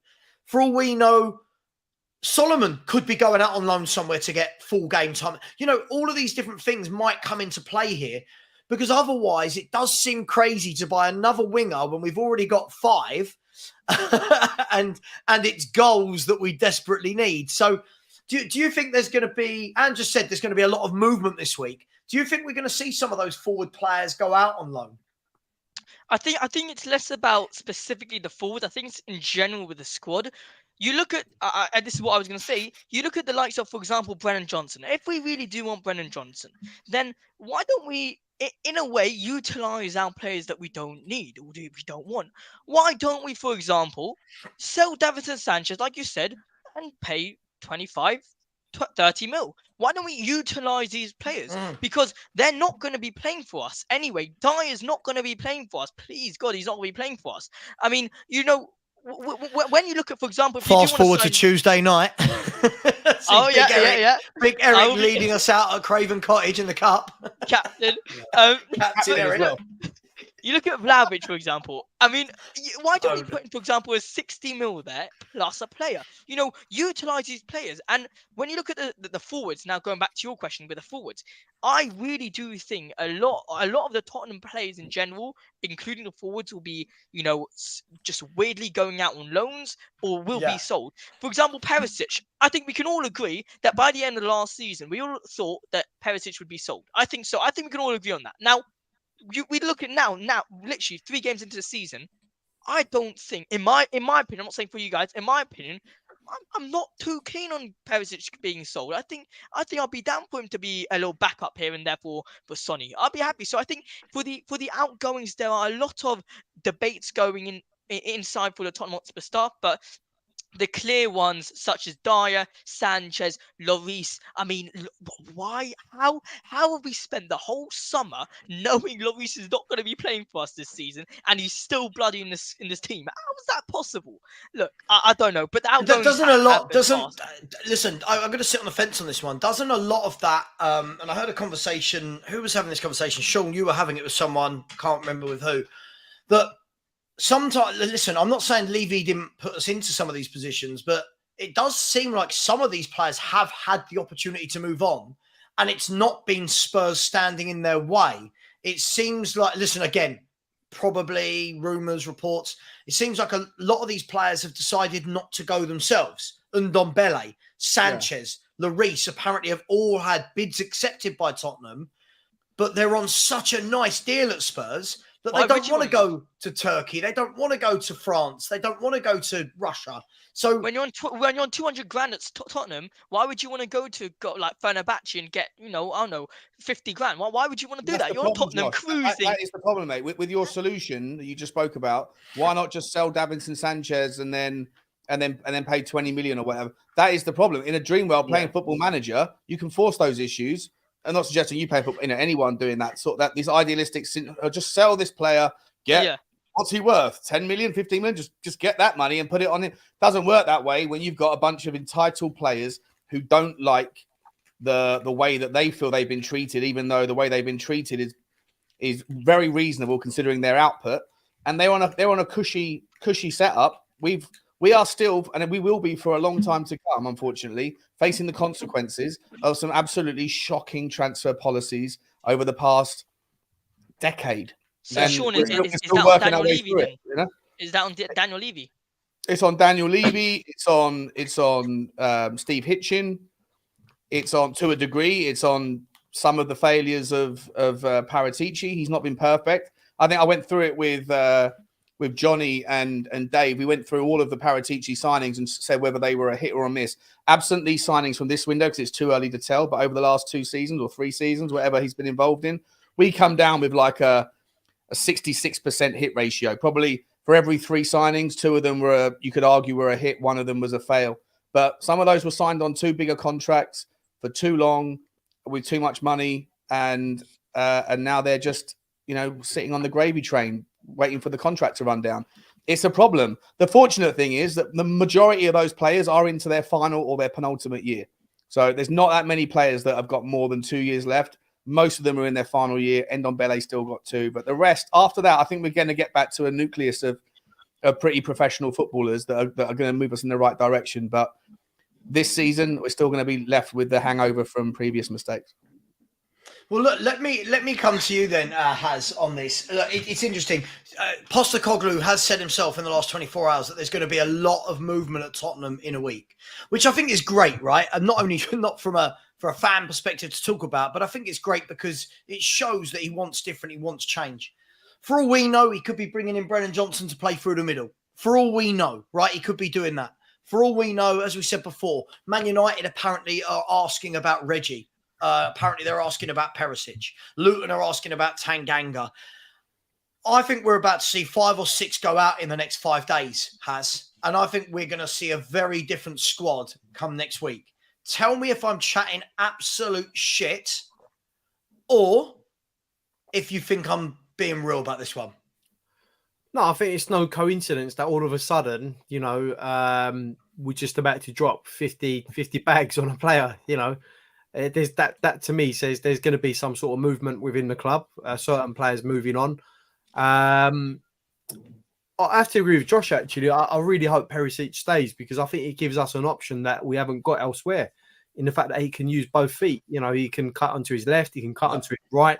And I don't believe anyone barring maybe Maddison, I don't think anyone else can cross the ball like Perisic, if I'm being honest with you. But do you think, though, that Perisic could be one that might be let go purely because of his age, if you can get any money for him, and his salary is 180 grand a week? I'm not saying selling, but I'm just looking purely looking at options here. That if a bid comes in for a player who's 34, Big Ange isn't what we've seen so far. It doesn't look like he's going to be a starter.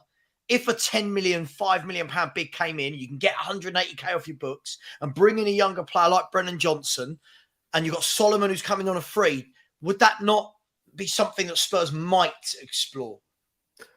I think it might be because, you know, as we know, Tottenham do like to cut a good deal. You know, they like to do business where they can make a bit of profit here and there. But now we're having to balance the books because of all the crap signings we've made in the past. You know, Richarlison being one of them, £60 million on a decent amount of wage, and Ndombele, £60 million, highest paid player at the club. You know, so yeah, possibly we are going to look to balance the books a bit, and that may be the reason why we're looking at younger players who aren't going to cost us much in terms of contracts. But look, no matter what way you look at it, there's going to be outgoings next week. I firmly believe that. But who we get in is another story. You know, I think we genuinely need to look at, you know, do we raise any money? Do we raise any money in sales this week, or is it all going to be loans or freebies? I don't think we raise a lot of money this week. If I'm being honest with you, if there was rumours that Reggie was attracting interest from Manchester United, I don't think that'll be a clean cut deal. That'll be a loan if anything. Exactly. That'll be a loan. I think we'll just want to get them out of the door in any way we can, and I think the best way we can do that, because no one wants to drop any money on these players, is to loan them out. Unfortunately, so if it means that we can bring in one or two players with a bit of class, you know, a bit of something about them, as in that striking position, and maybe a winger, then so be it. But you know, I just think I don't want to sort of, you know, go for players that aren't really going to offer us anything more than what we already got, or not going to offer us more than what we got. Sorry, if you know what I mean. We need to be looking at someone with a bit of pedigree about them. You know, not. You know, look, if you're getting rid of Perisic, right, 180 grand a week, fair enough. That's a lot of money, but for me, what he offers you when he comes on is priceless. You know, if you need to chase the game towards the end, you need someone to whip some balls in. You know, Perisic is that guy. But, you know, I don't know. I think the likes of Tanganga, Sanchez, Dyer, all these players need to go out of the door first before anyone else. We need to put the club first before anything else. Before any individuals. Yeah, listen, by the way, I wasn't suggesting we sell Perisic. I'm looking at options and players that have been linked away. Can't sell Perisic, by the way. I think that guy offers too much. I agree with what Josh was saying earlier, that we all thought he was out the door, 100%. But yeah, I agree. Yep. He's come in, and I think he offers in both games when he's come in, he's made a measurable difference, a measurable impact. Taking Richarlison off. And I don't necessarily subscribe to the idea that you should not start Richarlison and put Sonny in the middle and then put Perisic on the left, because I think Perisic's best asset, generally speaking, is his whips the ball and he puts it on a sixpence. But if you've got Sonny as your number 9 who's afraid of heading the ball, then it's, you know, you've got a square peg for a round hole for a solution. You've got someone who's brilliant at putting it in the air, but the person who's going to be on the receiving end of it doesn't want to head the ball. So if Perisic was to start, you should probably have Richarlison. But to have Perisic on for the last 20 minutes where he can make an impact against tired players, and his cadence and his rhythmic, it's almost hypnotic, his step overs. They're so perfectly timed. You just never know when he's going to dart to the left or to the right. Go on, sorry, mate. Can I just say, you're absolutely spot on. But also, what else he brings, I've noticed, is that calmness, right? When you bring him on, you can see he just calms everyone down, right? Mm-hmm. I've got it here, you know, just calm down. Give the ball to me. Experienced head. Although, having said that, he almost got sent off against Bournemouth for a Yeah, I mean, look again. I think he was clever there, Sean, because he's got such experience. He knew that if he grabbed the shirt and he done that, they couldn't send him off for that because it becomes a tug of war, and that's what it brings you, Sean. It brings you experience in those moments where you bring him on, and you want someone with a cool, calm demeanor. He's that guy. You can see everyone sort of. When he comes on, there's a change in rhythm almost, like you said. He can dictate the play on that side. He can dictate everything, and I think it's same with Højbjerg. To be honest, you got to. I don't know what everyone thinks about Højbjerg generally, but I thought he was brilliant when he came on the last 20. He calmed everything down to the point where the second that he came on and it changed again, the structure of that midfield changed. Andoni Raiola had to bring off Philip Billing, who's a beast of a player, by the way. I didn't realize quite how good. Absolutely insane. And also the guy, is it Semenyo? Semenyo. Quality. He was quality. Yeah.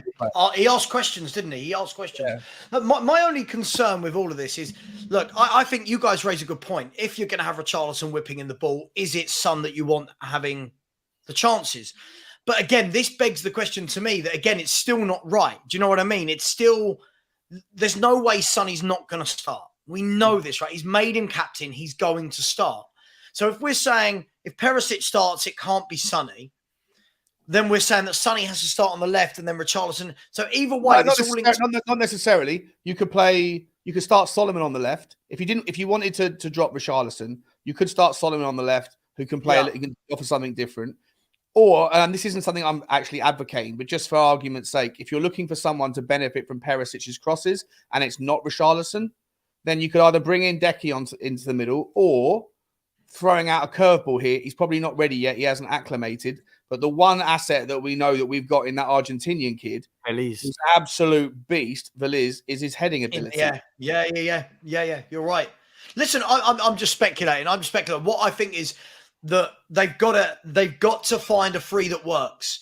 And whilst I know there's a need for rotation, whilst I know that we need multiple options, let's be fair. If you are going to be playing once a week, most teams that play once a week will have the same front three, for example, in that position. You will have very much the same team.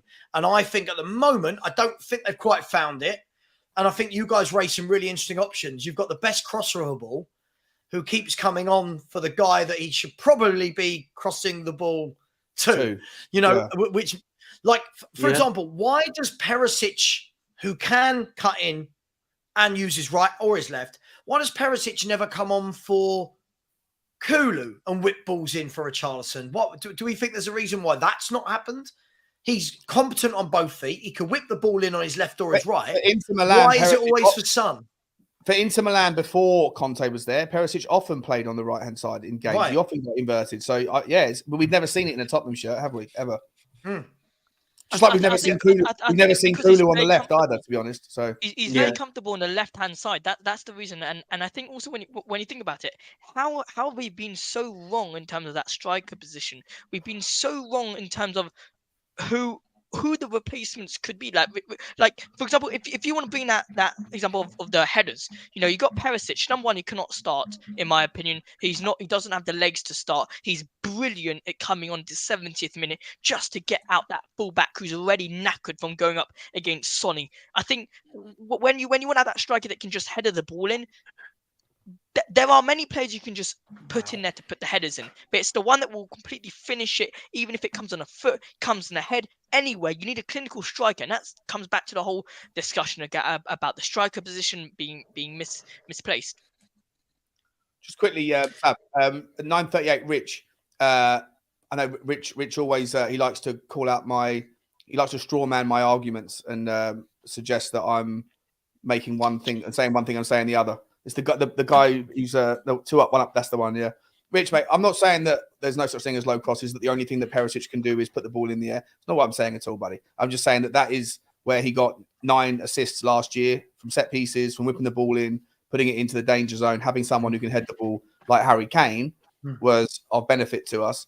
Perisic was fantastic lining up for one of the goals. I actually thought Perisic and Udogie yesterday when they linked up in the last 20 minutes. I thought those two linked up better than Udogie and Sonny. I thought that their little chemistry that was being forged was actually perfect. I'm not saying that the only thing that Perisic can do is put the ball in the air. Of course, there's other options, but Perisic is known for being able to put the ball on a sixpence with crosses better than anybody else in the Tottenham squad. I like these rumours going around that I hate Perisic. I don't hate Perisic. I thought that I just don't think he's good for the wing-back role. What I've seen so far in the attacking wing, as in a wide forward role coming on, he looks good. I agree with Josh. I agree. Sean said this before. Has he got the legs to do it for 90 minutes? No. I'm not sure. The only thing I was thinking, well, they might let him go is 180 grand a week. Now, bear in mind, I don't care about the salary, right? This isn't me. I don't care about the salary. Clearly, Tottenham like to balance their books. That's an expensive substitute. That's a really expensive substitute at the age of 34. I think he'll be here come the end of the window. I just don't know whether or not if a bid did come in.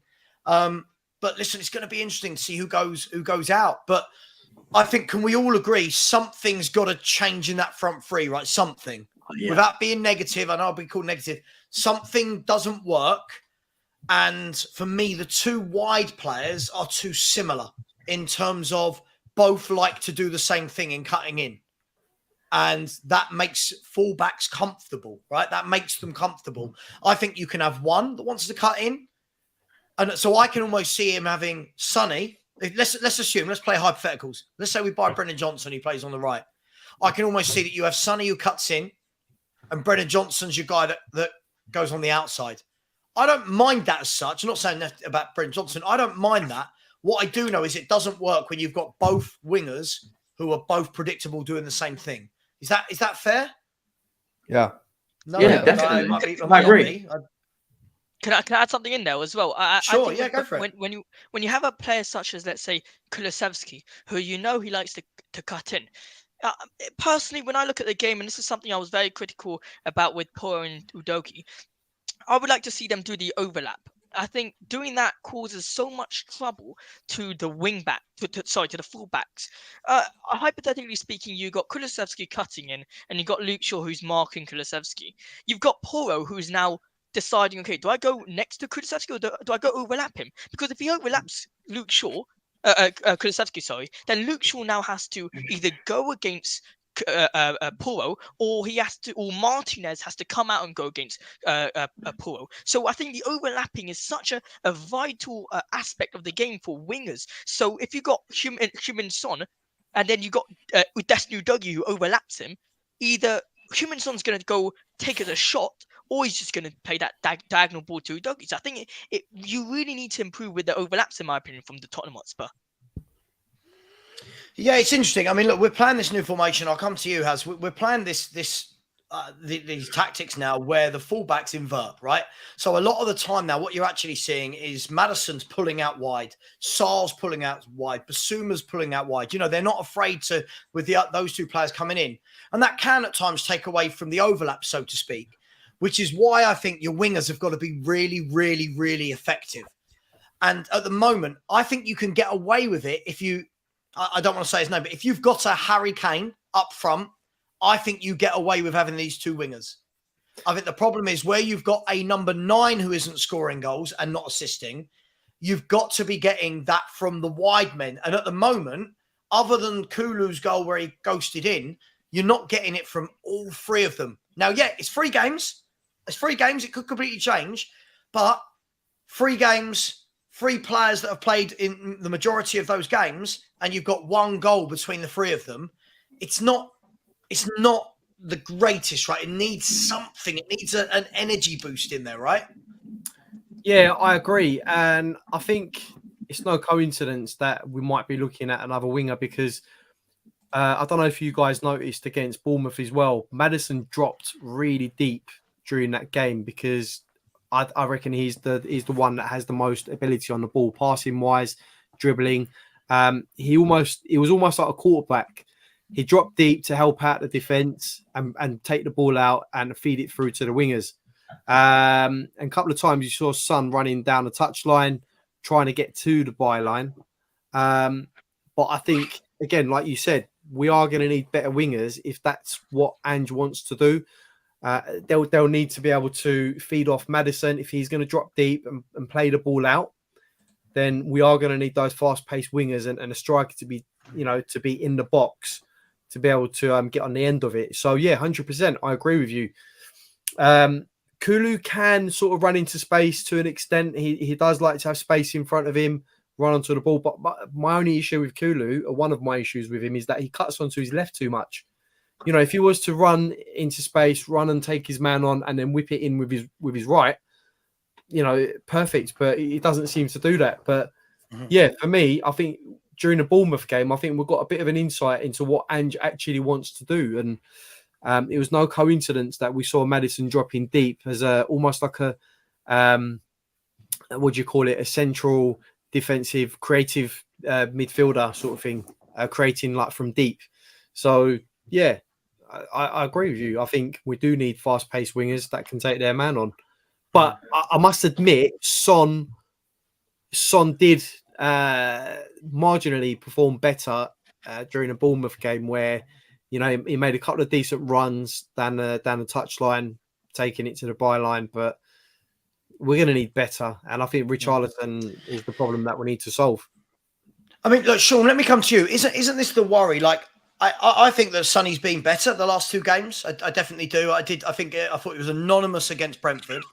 I think the last two games he's been better, but seems to be a similar pattern, Sean, that both the games he was most effective when he did move into the middle and he was able to come and link up play, drop deep, overlap on the right, overlap on the left. Is this the worry now that is Sonny, let's talk about it, is Sonny now a guy that plays through the middle as opposed to a scary left-sided player, which is where he's built his reputation from? Is he that guy anymore? I think age is catching up with him, to his ability to do what he used to do so easily. It doesn't come as easy to him to be able to take players on. In isolation, though, I think that you have to consider a few other things. I think that against Manchester United, I think he absolutely cooked Wan-Bissaka 2 or 3 times, down doing what he used to do. I think that when the space is there, I think that sometimes you have to kind of also just consider the fact that sometimes the space isn't and hasn't always been there like it was in previous years. So it's not as, I don't think it's as simple as just saying that he's no longer a left winger or he can't do what he used to do. I think it's more difficult for him to do it. I think that he has lost a bit of pace for sure. Yeah, sure. That's what I mean. I'm not saying he's terrible. I'm just saying, like, even the couple of times when I saw him go past Wan-Bissaka and even against Bournemouth, there was no end product. So it was almost like he got to the point where, okay, you're thinking, right, whipping across, and it was poor, or whipping across and he hits the first man. And when I watched him through the middle, I go, yeah, you can play, you're better. Maybe Tottenham fans need to adjust their expectation of him. And I think that maybe Ange Postecoglou needs to also adjust him and how we use him. I think that he does have a better first touch than Kulusevski and certainly Richie. Richie's got the worst first touch, arguably, in the top half of the table, probably in the whole Premier League. Right.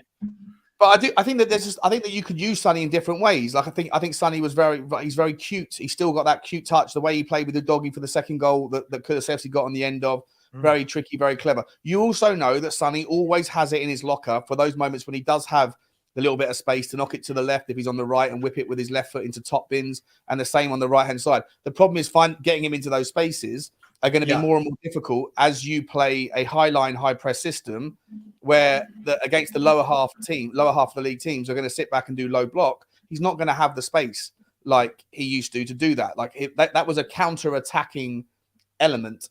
When we played on the counter, that was a luxury that was afforded to him where he had those moments, had those space. He's not going to have it. So he's going to have to adapt his game.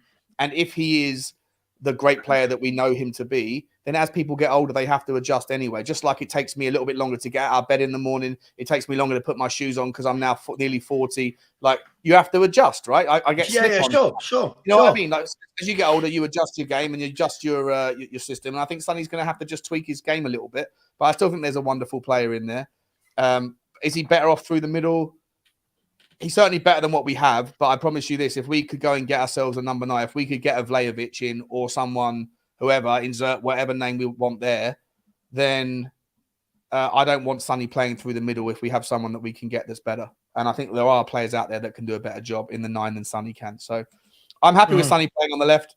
Just need him to tweak a little bit. But if we have to play him ahead of Richarlison, then so be it. I don't know if that's a long-winded waffle. Probably. No, that's fine. I mean, Perchy, look, listen, I'm all for. Look, by the way, when I talk about Son, the only reason I talk about Son is because so many people put him on this pedestal. And if you put a player on a pedestal, then you expect something from them. And the worry I've got is that if him and Richarlison, I know Kulu's got the goal the other day, but if him, Richarlison, and Kulu aren't actually offering goals and assists, at what point do we acknowledge that and we have to stop being sentimental and go, right, we really need to change this up? Because at the moment, what I hear from a lot of people is he's getting better. He's not just him, but like him and Richarlison and Kulu. And at the moment, it feels like all three of them are kind of like under scrutiny. All three of them aren't performing, but all three of them, we've got to just give them time. Have we got time? If you want to have a good season, you want to get back in Europe, this has got to be figured out and quick, right? No, I agree. I think it's a very, very good point. I think what we haven't got this season is we haven't got the 30 goal a season safety net, right? The Harry Kane safety net's not here anymore. The plaster's not here. We now have players like Son, Kulusevski, and Richarlison in that same bracket. We can't go into game after game with them not scoring. The three of them have all played. They've all started all 3 games, right? And we've got 1 goal out of them. Like, and this is not being negative, but you're right. Like, how long is time? Like, do you know what I mean? We can't be getting into October and we've only scored 2 or 3 goals between them, right? So you're right. I think how long is time? Like, do you make movements? Does some players have to get dropped for a bit to change it up a little bit? Because that's the problem. You can't have your attacking 3 not scoring. I think it's going to. How many teams have scored more than 6 goals in 3 games? Does anyone get the table up? Can we get the table up? I can do that if you want me to. I can do that. I'd be surprised if there's more than I'd be surprised if there's more than two or three teams. Just in the meantime, whilst he's getting a table, I just want to say that, for example, when Percy said if by October we haven't scored X amount of goals, when Savas said then you need to at what point? For example, Percy there, he said at that point, that's when he decides that X is not suitable for Tottenham. I think we all at some point have different times when we believe something is not okay, and that's the problem with the Tottenham fan base. Each one has their own different timings of when a player isn't suitable anymore. So, for example, for myself, I believe that Richarlison, some people say after 6 weeks if he hasn't scored a goal, after 7 weeks, each one has their own example of when they believe so. No, Josh, I get your point. I think it's not necessarily what we think, right? Because we're just fans, right? We have no say in it. It's what the manager thinks is probably the key one. Only 3 teams have scored more than us, and only 1 team has conceded less than us. That's not bad. I'll take that. I agree, but I don't think that's got anything to do with the conversation we're having. Yeah. Like, our goals have not come from our wide men, I think, and from our forwards. That is the point in all this, right? That if you actually look at one of them has Kulu. One. One of 6, 18%, right?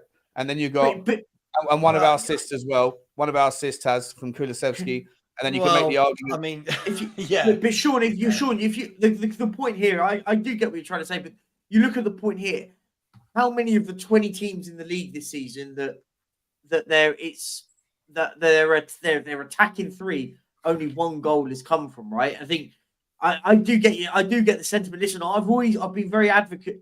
I've been a massive advocate of goals are going to come from. Matt Cox, stop. Matt Cox, stop, please. Listen, no one's moaning. We're talking about what does the team need to improve, right? Please, we've got to stop this. Stop this. What are we moaning about? We're talking about what can the team do to improve. What's been good? What's been bad? We're going to talk about the midfield in a minute, which is brilliant. So please, can we stop this? I've seen you put this in 4 times now. Just relax. We're just talking about forward lines. This is what I think most clubs do. I listen, if you want to be a big club, you want to talk about winning things, you want to talk about challenging for Europe, I think it's a genuine concern if you look at our front 3, right? Because we're not always going to score goals from defenders. We're not always going to score goals from midfielders. There are some games where your forward line has to dig you out, right? And that's all the conversation I think we're having. So can we please have some debates without everyone in the chat saying it's negative and it's moaning? We're just talking about a forward line if it works. And clearly it doesn't, because we're talking about buying players like Orban, Brennan Johnson. We've been linked with Pepe. We've been linked with Vlahovic. We've been linked with the Porto striker. Can we get this up? Can we get this up? Because just to finish on the point, can I share my screen quickly? Yeah. They're just talking points, people. That's all it is. It's just talking points. That's all it is. Like, so who are these as strikers? Haaland's a striker. Solly March isn't. And Buemo's a forward. Antonio is. Bowen's not. Matty Cash isn't. Diaby isn't. Diaz is. Diaby isn't he? He's been an attacking 3, right?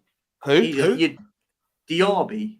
Yeah, Diaby's I would consider him an attacker, like an attacking wing. I mean, I count Kulusevski and fair enough. Yeah, fair. Okay, that's fair. That's fine. So Diaby. So Awoniyi is, Haaland is, Marsh is, and Buemo is, Antonio is, Bowen is. Yeah. Diaby is. Luis Diaz is. Yeah. Next level. Isak is, and Nketiah, Nunes, Saka, Sterling, Vissa, Adingra. No. Yeah, what do you mean no? Adingra's a forward. Adingra's a winger. He's attacking. Adingra's a wider. Looking at Aguerd. Aguerd's not. Alvarez is. So look, most of them are forwards. But look, you know, listen, I'm not saying it's the end of the world. We might, in the next 2 or 3 games, we might have 5-6 goals from the forwards. All I'm saying is, so far from what I've seen so far, I just don't, only me personally, I just don't think it quite clicks. That's all. No, I agree with you. I didn't know it was so controversial, but hey, no, it's definitely not. No, just having a look at the stats. I just think that. No, I 100% agree with you that we need more, especially from Richie, because how many chances has he had to get off the mark, and he hasn't. So we'll figure it out. Yeah, I think the key part here is what we're trying to say is I don't think we're not relying on one player. We've been doing it for years and years. Like, the 3 of them collectively need to be scoring collective goals together. Like, we can't have some that aren't scoring goals like last season. And last season was such an point made. 30 goals from Harry Kane, but then 10 from Son, 2 from Kulusevski, 1 from Richarlison.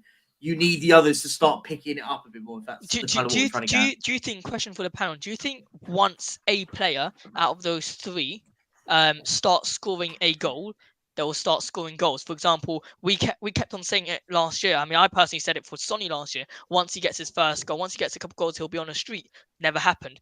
Richie, once he gets his first goal, he'll be on a streak. Not really. Kulusevski, now he's got his first goal. Will he be on a streak? So when you say not really, you mean no? No. No. So this is Josh. This is interesting, right? This is my point. We did this last season, as Sean will say. We're doing it again. We did this last season where people said, "Oh, Sonny scored that hat-trick against Leicester. Right, he's going to go on a goal-scoring run." Never happened. Richarlison got the brace against Marseille, and everyone said that will do his confidence a world of good. Listen, I'm not doubting that those guys are all going to chip in with maybe 7 or 8 goals. I think you need one more in there, for me, minimum, one more that offers you raw pace and gets in those shooting positions. That's all I'm saying. I don't think that's negative. I think I'm trying to be positive about what we need to take us from here to there. And I think that is what's missing for me. I think Maddison will get you goals. I think even Papasar and Basuma will probably grab a couple driving from midfield. I think Porro will add some. I think Udogie will add some. I just worry, and I know it sounds crazy because we've always been strong there. I just worry, is it in Son's locker anymore? Has it ever been in Kulu's locker? Now, before everyone has a go at me, look at his data since he's been a pro footballer. He's never been a prolific goal scorer. He's never been a good goal scorer. And Richarlison's never been a good goal scorer. So I think they're genuine concerns. I agree with you there. And also one more thing to add is that the chances that we do create, because we will create chances, we have to score. We have to be clinical. You look at Bournemouth, for example. Oh, sorry, Brentford. first game of the season, they were clinical. I mean, sorry, they were clinical for a point, and then towards the end, when I think it was Mbeumo who missed the big chance, if they were clinical, then in that last shot, it would have been a goal. It would have been bang on. So if Tottenham Hotspur create these chances, they need to 100% be sure that they will be clinical in front of goals, because who knows what the opposition will do. We don't know. And with Harry Kane not here, 30 goals, where's it going to come from? Spread around the team. Yeah. It needs to be clinical. Yeah. Absolutely, yeah, that's all it is. Look, I don't know. Look, Haz, I'll come to you. All I've ever wanted, Sean. Do you need to jump? By the way, mate. I do. Yeah, sorry guys. 10 o'clock. I've got to make a quick phone call. Love you all. Thanks for having me. Cheers, Sean. Thanks, Sean. Take care, buddy. Bye-bye. Take care, mate. Please subscribe to Sean at Spurs Talk Show. We're only going to go for another 15 minutes, guys. But look, Haz, for me, I've got to that age now where I'm now so desperate to see Spurs finally have a plan in place and do well. So when I say these things, it's not oh my God, everyone's terrible. It's just that I can see that with this manager, I'm so positive about this manager. I love his style. I love what he's implementing. And my thing is, I just don't want to have another year where we go, oh, if only we'd given him these two tools. I'm not talking about £100 million players, but if only we'd given him these one or two extra things. And I get it. Fans want to back Son. He's been a legend for this club. Fans want to back Richie because they want him to do well. I get it. But at the moment, for me, rather than we shouldn't have to keep backing players year after year. At some point, we should just have the players that do well. Does that make sense? Yeah, absolutely. We should. There's no point in having a player on your books who isn't cutting the mustard. Like I said, his price tag for me, I feel, is almost sort of forcing us to play him up top, and that's no secret. £60 million at the end of the day. It's a lot of money to spend on one position if they're not cutting the mustard. But look, for me, I think we've got so much creativity around the squad now, around the 11 or around that striker position. We need someone that can complement that now. And Richarlison, for me, doesn't do that. He doesn't complement what's around him. Okay. You saw in the Bournemouth game, the ball come through to him, stumbles over the ball, loses possession. His first touch is non-existent. Looking for players that can, feed off the likes of Maddison, Son, Kulusevski. No, I mean, Richarlison isn't that guy. It's like trying to put square pegs into round holes with Richarlison. It's just not going to happen. But yeah, I just think his skill set is limited in terms of what we need. And yeah, I think we have to look for options that will complement the likes of Maddison, Bissouma, Sarr. Look, Sarr's another one for me that's got an eye for a pass. We saw it get a couple of absolutely stunning passes, and then this day was very good. I mean, it was fantastic. I mean, his vision to see Maddison coming into the box, I mean, that was fantastic. And then time as well. Look, if you've got him and Maddison, I mean, for me, we're wasting, in a sense, everyone else around Richarlison to try and complement Richarlison. At the moment, we're getting away with it because we've got really talented players. But if we was to have someone like Vlahovic that understands and reads the game a bit better, imagine how much better we would be, if we had someone quality there. I'm not saying go and break the bank, 70, 80 million pounds. But, you mentioned earlier on, Diaby has gone to Aston Villa. Look at him. He's banging a goal in every week. Goal and assist today, weren't it? This is what I mean, Has. Like, I've never understood about our fan base is if you suggest buying a top quality player like Diaby, oh, you're rating that player, you're negative. But yeah, it's okay that we just sit here and back players that don't perform week in, week out. Now, listen, I'm not saying Son doesn't week in, week out. But like, for example, Jacob in the chat, big up Jacob. Please go and subscribe to United Spurs of America.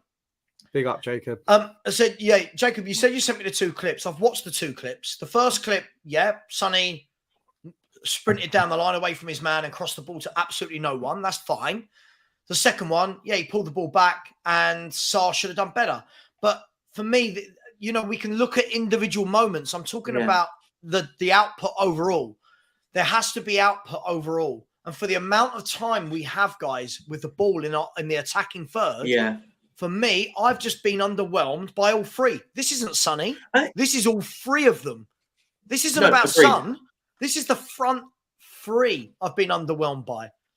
Just me. I think a good point here is, and this is the point I want to try to make on this, is that, as I said, I think what annoys when I hear see comments and stuff from you guys saying, I don't know why you're moaning, we won the game. But the problem is it was the goals aren't seemingly to come.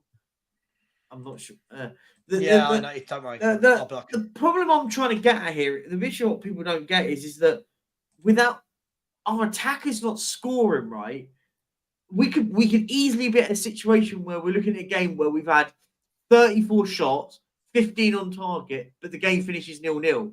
Massive different conversation we're having, because you're sitting there going, we're absolutely wasteful, right? And this is the problem. We're getting away with it because, by the way, James Maddison is absolutely outstanding. Oh, class player. And he has been absolute revelation at this football club. Listen, by the way, and a Doji for that second goal yesterday, like the effort he puts in there. I just think, yeah, you're right. I think with the front three, listen, it needs to click in. And what Has said was bang on. We can't be just doing it to accommodate Richarlison. This season's got to be a season of no passengers. Got away with it last season having passengers to a certain. I mean, we were awful because of Kane. Season. But because we had Harry Kane, we got away with it in certain extenses. We were winning games solely because of Harry Kane scoring 2 or 3 goals in a game of football to win us a game. We haven't got that anymore. We can't have passengers in that front three anymore. Well, listen, let's move on. Listen, I've got 9 minutes left, guys, if you're all okay for 9 minutes. Yeah, sure. First and foremost, people, smash that like button. It's been really tight tonight. Let's not be negative. Smash the likes. I've got a couple of super chats I'm going to read. And thank you for the 2 people that have subscribed during the show. If anyone hasn't, please do smash that subscribe button. I'm putting a link in the chat. It really is helpful. As you know, I've gone full-time now to be able to stay full-time and do the shows in the morning and at lunchtime and the evening. If I don't grow, it doesn't continue that way. So please smash the subscribe button if you can. Super chats, and then I'm going to come to you, Josh. MV Joker Davis has said, get a wide man and shift Son to the middle. Obviously, look, we've obviously been having that conversation for a very long time, but big up to you. Always a big support of the channel. Paul Brown has said, just consider such as football therapy for free. That's all it is, football therapy. We're here to chat football, guys. That's all it is. And thank you so much, Paul Brown. Thank you, MV Joker Davis. And Mari, big up, Mari. Hope you're well. Please go and subscribe to Tottenham Away. Said Rebecca Kappelhorn, in charge of Outgoings. Thoughts? I don't know. And I've seen the article this week about Rebecca Kappelhorn or Kappelhorn. I don't know anything more about it than that. Does anyone else know anything about this? Only bits and pieces. Nothing much, really. But yeah, Mari, if you can let us know if there's anything. If you know a bit more, Mari, just whack it in. Guys, Josh, I'm going to come to you. Big up to you. Thank you for coming on today, mate. I've really appreciated it. Look, for the last 10 minutes, I want to talk about Spurs are going to win the League Cup and FA Cup and the Premier League. So that starts with winning the League Cup, and that starts Tuesday night against Fulham. Now, already I'm seeing the dreaded debates have taken place, not on my show, but I'm seeing dreaded debates everywhere. Facebook, Instagram, Twitter of, want to rest Maddison for Tuesday. I want to rest Romero, I want to rest Van der Ven, or Doggy. We've got to give these backup players a chance. The other people going, no, hang on. If you want to win something, you play your best 11. We're only 3 games into the season. We're not playing in Europe. Mate, what happens Tuesday? What would you do? What does Ange Postecoglou do? I think something that I like, and what I've seen from Ange Postecoglou is he takes every single game seriously. I don't know if you guys saw that interview that Ange did after his first game. I think that he drew, and the person who was interviewing him said at least we didn't lose the game, and Ange was like, we have to win the game. And that's the mentality we need. We need to have mentality that, every single game matters. Now, Fulham, they are no small team. I mean, I personally think, regards to that question, if we should start bench players or start our starting lineup, I think we should start our starting lineup. Number one, because where has it taken us in previous seasons when we started our bench players? And also, how much quality do we really have on the bench in that defensive area, in that midfield area? I'm just putting it out there. How much quality do we really have? Yeah. And Fulham are not going to be coming in, where they have bench players. They will be coming in full team, literally trying to beat us completely. And why shouldn't we do that same? This is a League Cup a game which, yes, we didn't have the best of draws, but I still think this is a game that we can win. And it will really show us what kind of a mentality this team has. If we Yeah. go out there full blazing, really trying to go and score goals, easy dub. We can go get the win and progress to the next round. But I think if we don't go in there with hype and getting ready, aggressiveness to go into the game, score goals or win the game, then I think that there needs to be once again questions about this mentality in the team. We asked this about, we said this about Conte, about Mourinho. Oh, the mentality. Well, when it comes to League Cup games, I mean, Conte I'm talking about, where has it really gone? It hasn't really gone anywhere with the League Cup. So I think against Fulham, tough game. Do not underestimate the opponent. Yes, Marco Silva is not going to be on the touchline because he's got his third or fourth booking in the yellow card, so he'll be out. But Fulham are going to be ready, and potentially, in my opinion, I would like to see Solomon start. Ideally on the left-hand side, but I'd love to see Solomon start. And it's going to be a cracking game, nevertheless. Yeah, it should be good. I mean, Perchy, I'll put it out there. My opinion, I don't want to see all this rotation. I want Spurs to go in. We've got one game after Tuesday. We've got the Burnley game 4 days after that, right?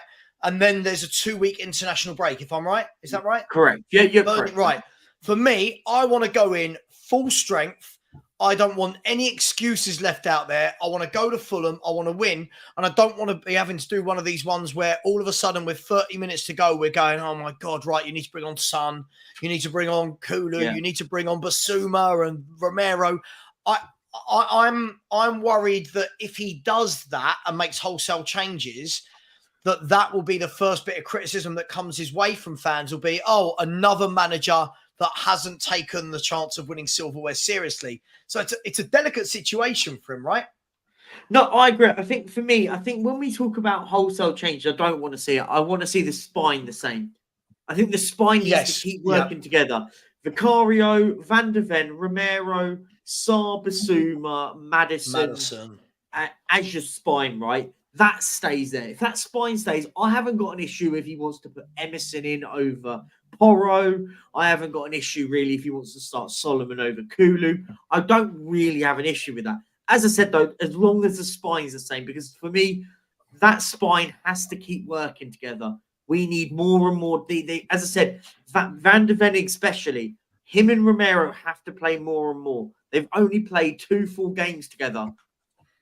I mean, I don't even count the Brentford game because Romero had to go off after 15 minutes. So yeah, sure. They've only had 2 real full games of football where, as a partnership, they're there. They need time to work and still learn.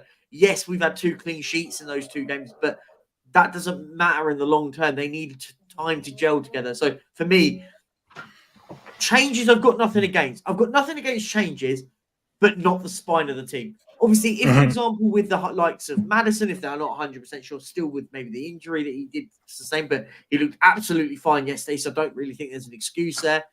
But yeah, for me, I haven't got a problem. As I said, if he wants to swap maybe, like, as I said, Emerson at right back and little changes, I don't mind. What about injuries, though, if it comes for Mickey Van der Ven and Romero? Would you not be a bit concerned regarding that?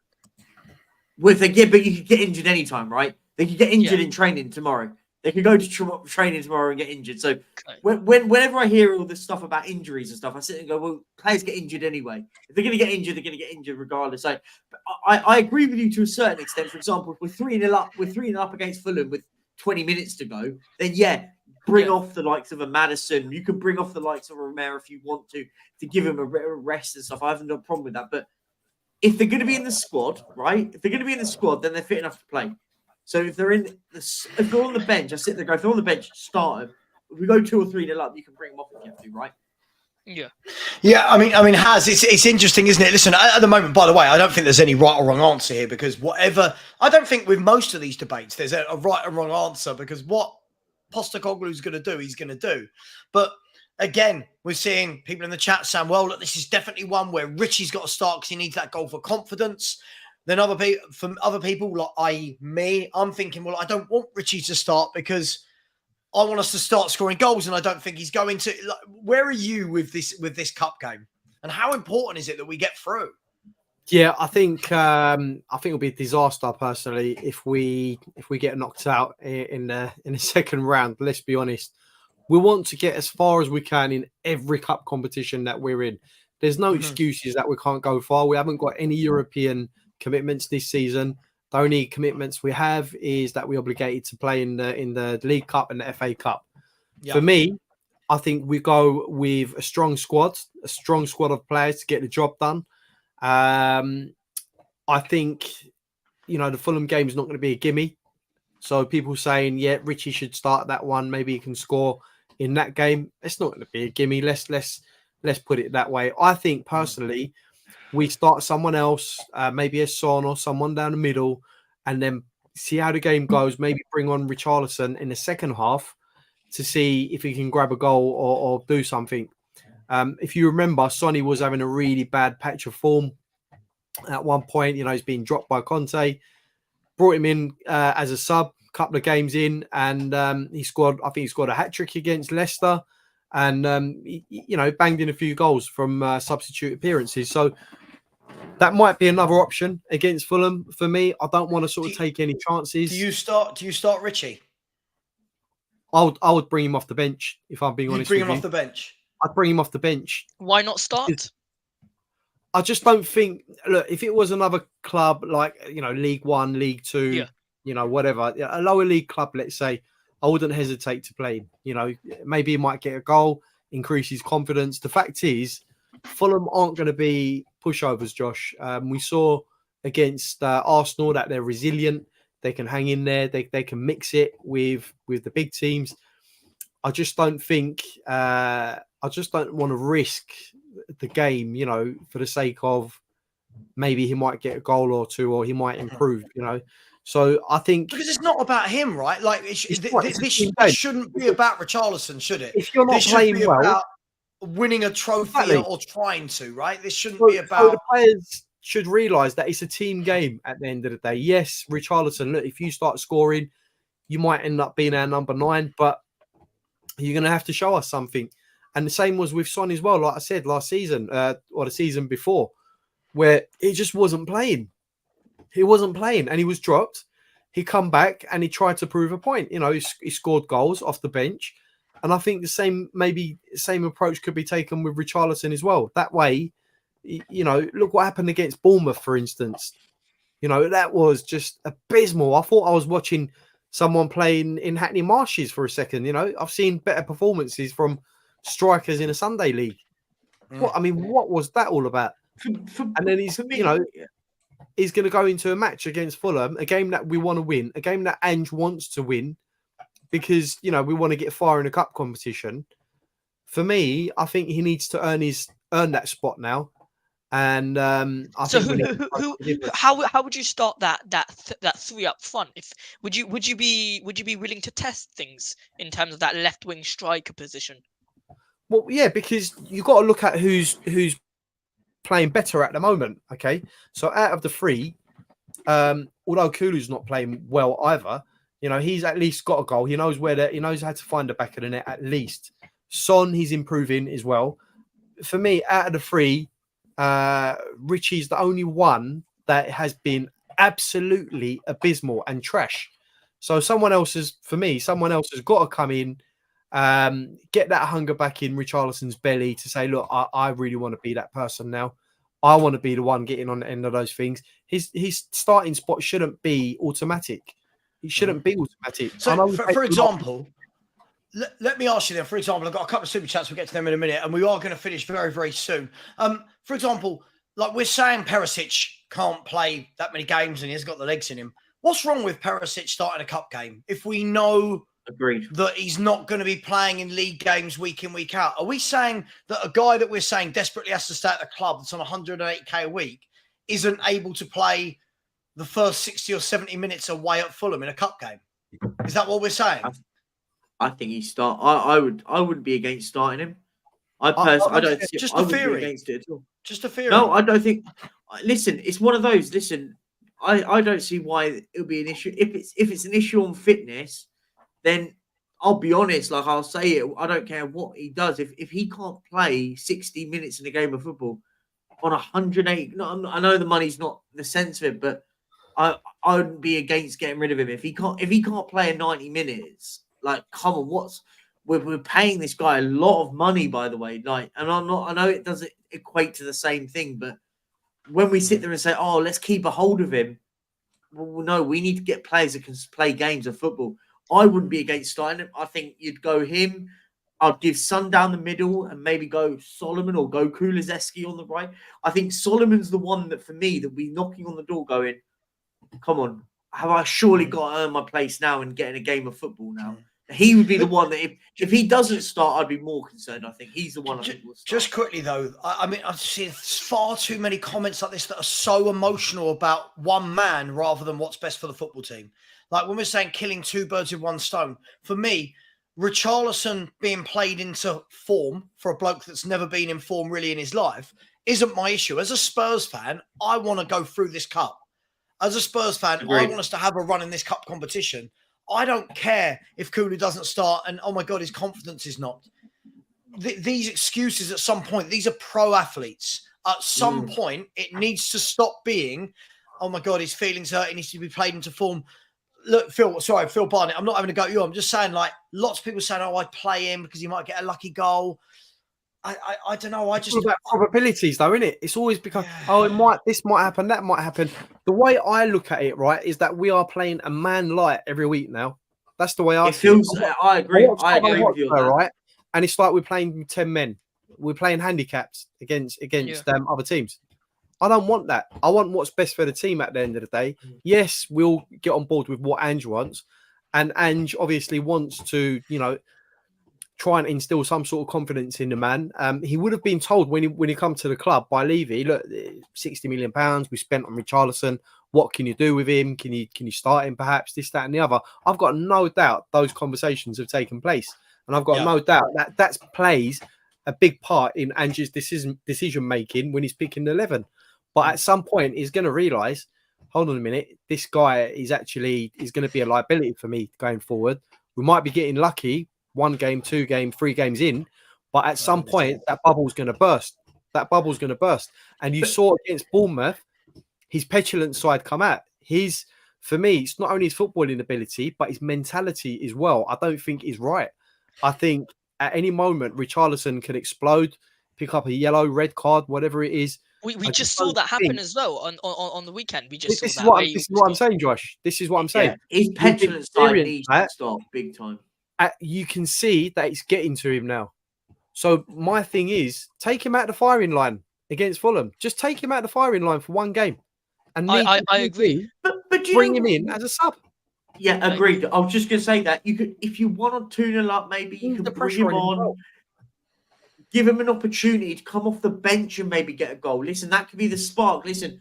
I'm not sitting there saying it will or it won't be, but you've got to try something. How long does it take? If he's going to keep playing the same front three and the same outcome happens, you've got to start changing it. As I said, it could be. But when you've got something good going, I believe this. When you've got something good going, you don't change it. Now, for the Richarlison, I saw Sava brought up a comment there. Sorry, I don't know who it's by, but it said, should we start Scarlett? If anyone has to replace Richarlison, I would be happily to replace him by Scarlett in this game for Fulham. I think Scarlett can gain this experience. He can gain experience playing against a tough side and get a feeling playing with Son, Madders, Basuma. Now, for the comment that had said about starting maybe Perisic, I kind of disagree with this. I don't think he has the legs to play 60, 70 minutes. Yes, we're paying him a hell of amount of money to be at Tottenham. But we already know this. I think it's facts already. Everyone knows this. Now, if we want to utilize Josh, I bet you next week he plays 90 minutes twice for Croatia. Yeah, Yeah, yes, agreed. that's You know what I mean?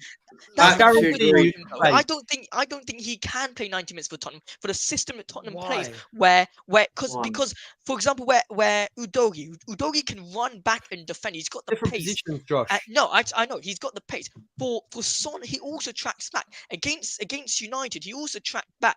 The thing with Perisic, in my opinion, I think if he comes on the 70th minute, okay, he does a job. Let him do that. I think if you got someone else who is fighting for that spot, that's Solomon. You have to start Solomon ahead of Perisic at all costs. What Solomon brings to the team is more valuable than what Perisic brings to the team, in my opinion. I think what Solomon brings. Can I ask you based off what, Josh? Because so far, what I've seen in the Man United game and in the Bournemouth game, Perisic has come off the bench. We've automatically looked better when he's in the team, and he's had a hand in 2 goals when he's been on the pitch. So Perisic has been more valuable from coming off on the 70th minute. Bear in mind that the fullbacks, like I said earlier, are already tired. I don't think that if Solomon comes on, by the way, we only saw him on the right-hand side. If Solomon comes on the 70th minute, I think it takes him more time to get into the game than it takes Perisic. I think Perisic automatically got into the game, got a good crossing. With Solomon, it takes time. Now, if we start Solomon, he'll also be able to now start competing. I think if you got Perisic or Solomon competing for that spot, and Son competing for that spot, I think Solomon is the most competitive out of Perisic and can potentially beat Sonny to that left wing spot, and Sonny can play as a striker. That, in my opinion, is the perfect front three. Listen, Josh. I hear what you're saying. I just don't. What I don't understand is like why all of a sudden then we're all saying this guy's got to be kept in Perisic, but then the mere suggestion that he starts a game in the cup and we go, oh my god, he can't start games. Why on earth are we keeping a guy at the club that apparently can't run for 90 minutes? I don't believe that. I don't believe that. If you look at someone, believe that. I'm not sure I'll give you an example, right? And not just for you, Josh, but everyone else as well. Yeah. Luka Modric, at the age of 37, is still bossing the midfield for 90 plus minutes. Yeah. Okay. Last year in the World Cup, the guy played 120 minutes just before his 37th birthday. Okay. Everywhere on the pitch, at the back, at the front, everywhere you can imagine. This whole thing about him not being able to last 90 minutes, for me, is a myth, especially if we're playing him in a left wing position where he hasn't got as much responsibility as was given to him last season, where he had to track back, up and down. I think he can last the distance, especially with Udogi being able to, track back and get forward and get back.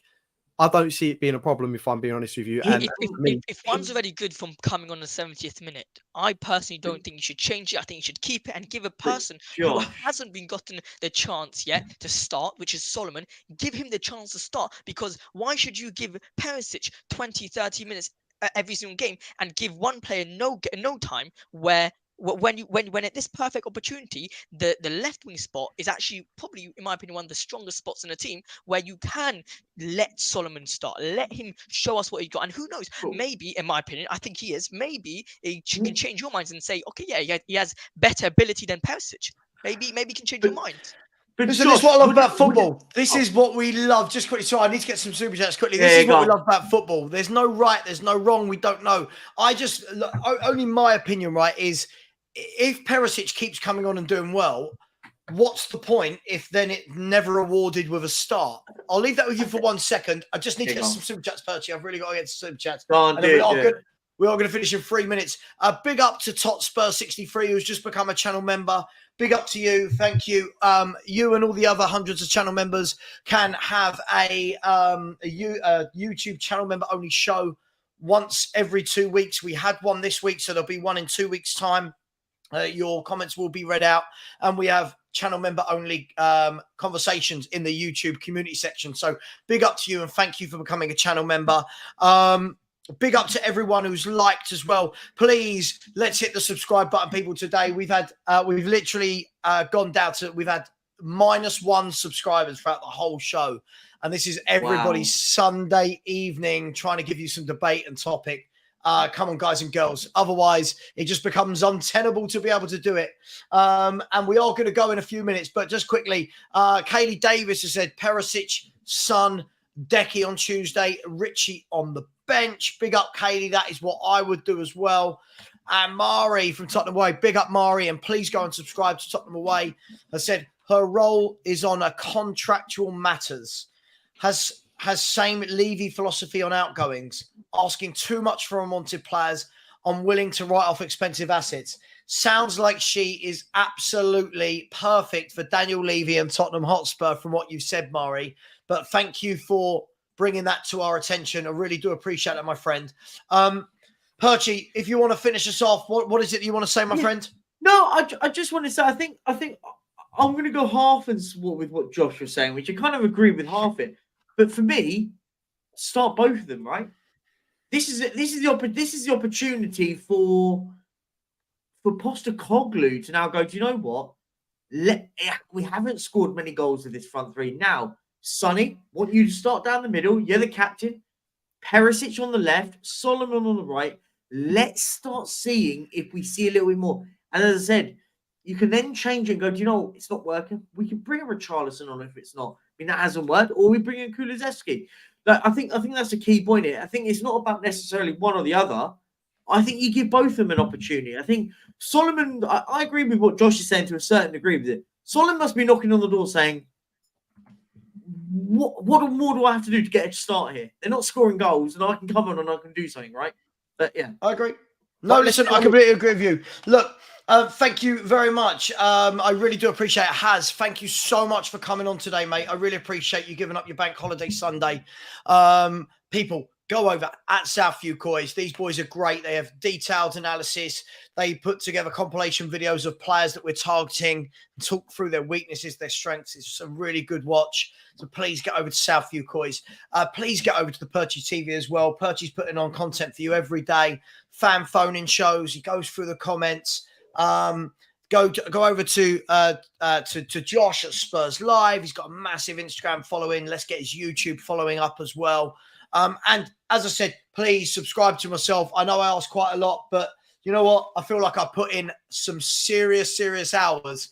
And sometimes it feels like a massive kick in the teeth when you start a show, end it 2.5 hours later, and people just don't want to subscribe to you. It's quite tough. But hey, it is what it is. I'm going to put the link in the chat. If anyone would like to subscribe as they leave, it would be very much appreciated.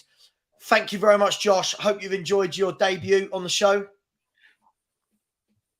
Okay, we got the thumbs up. He looks like he's talking to someone brilliant. Trying to press that unmute that button. Thanks so much, Sal, for having me. Obviously, Percy has been incredible having a stream with you guys. I think Percy first time and has the same thing with you first time. Appreciate it, and hopefully my views were decent. We can say decent. Yeah, man, listen, great talking points. Great talking points. All it is debate. Okay. Listen, thank you very much, everyone. I will see you. I'll be back tomorrow morning, 10 a.m. for a Monday morning chat with Sava. After that, I will see you very, very soon. We're back on Tuesday for a live watch along. Spurs versus Fulham. As always, come on, you Spurs. Come on, you Spurs.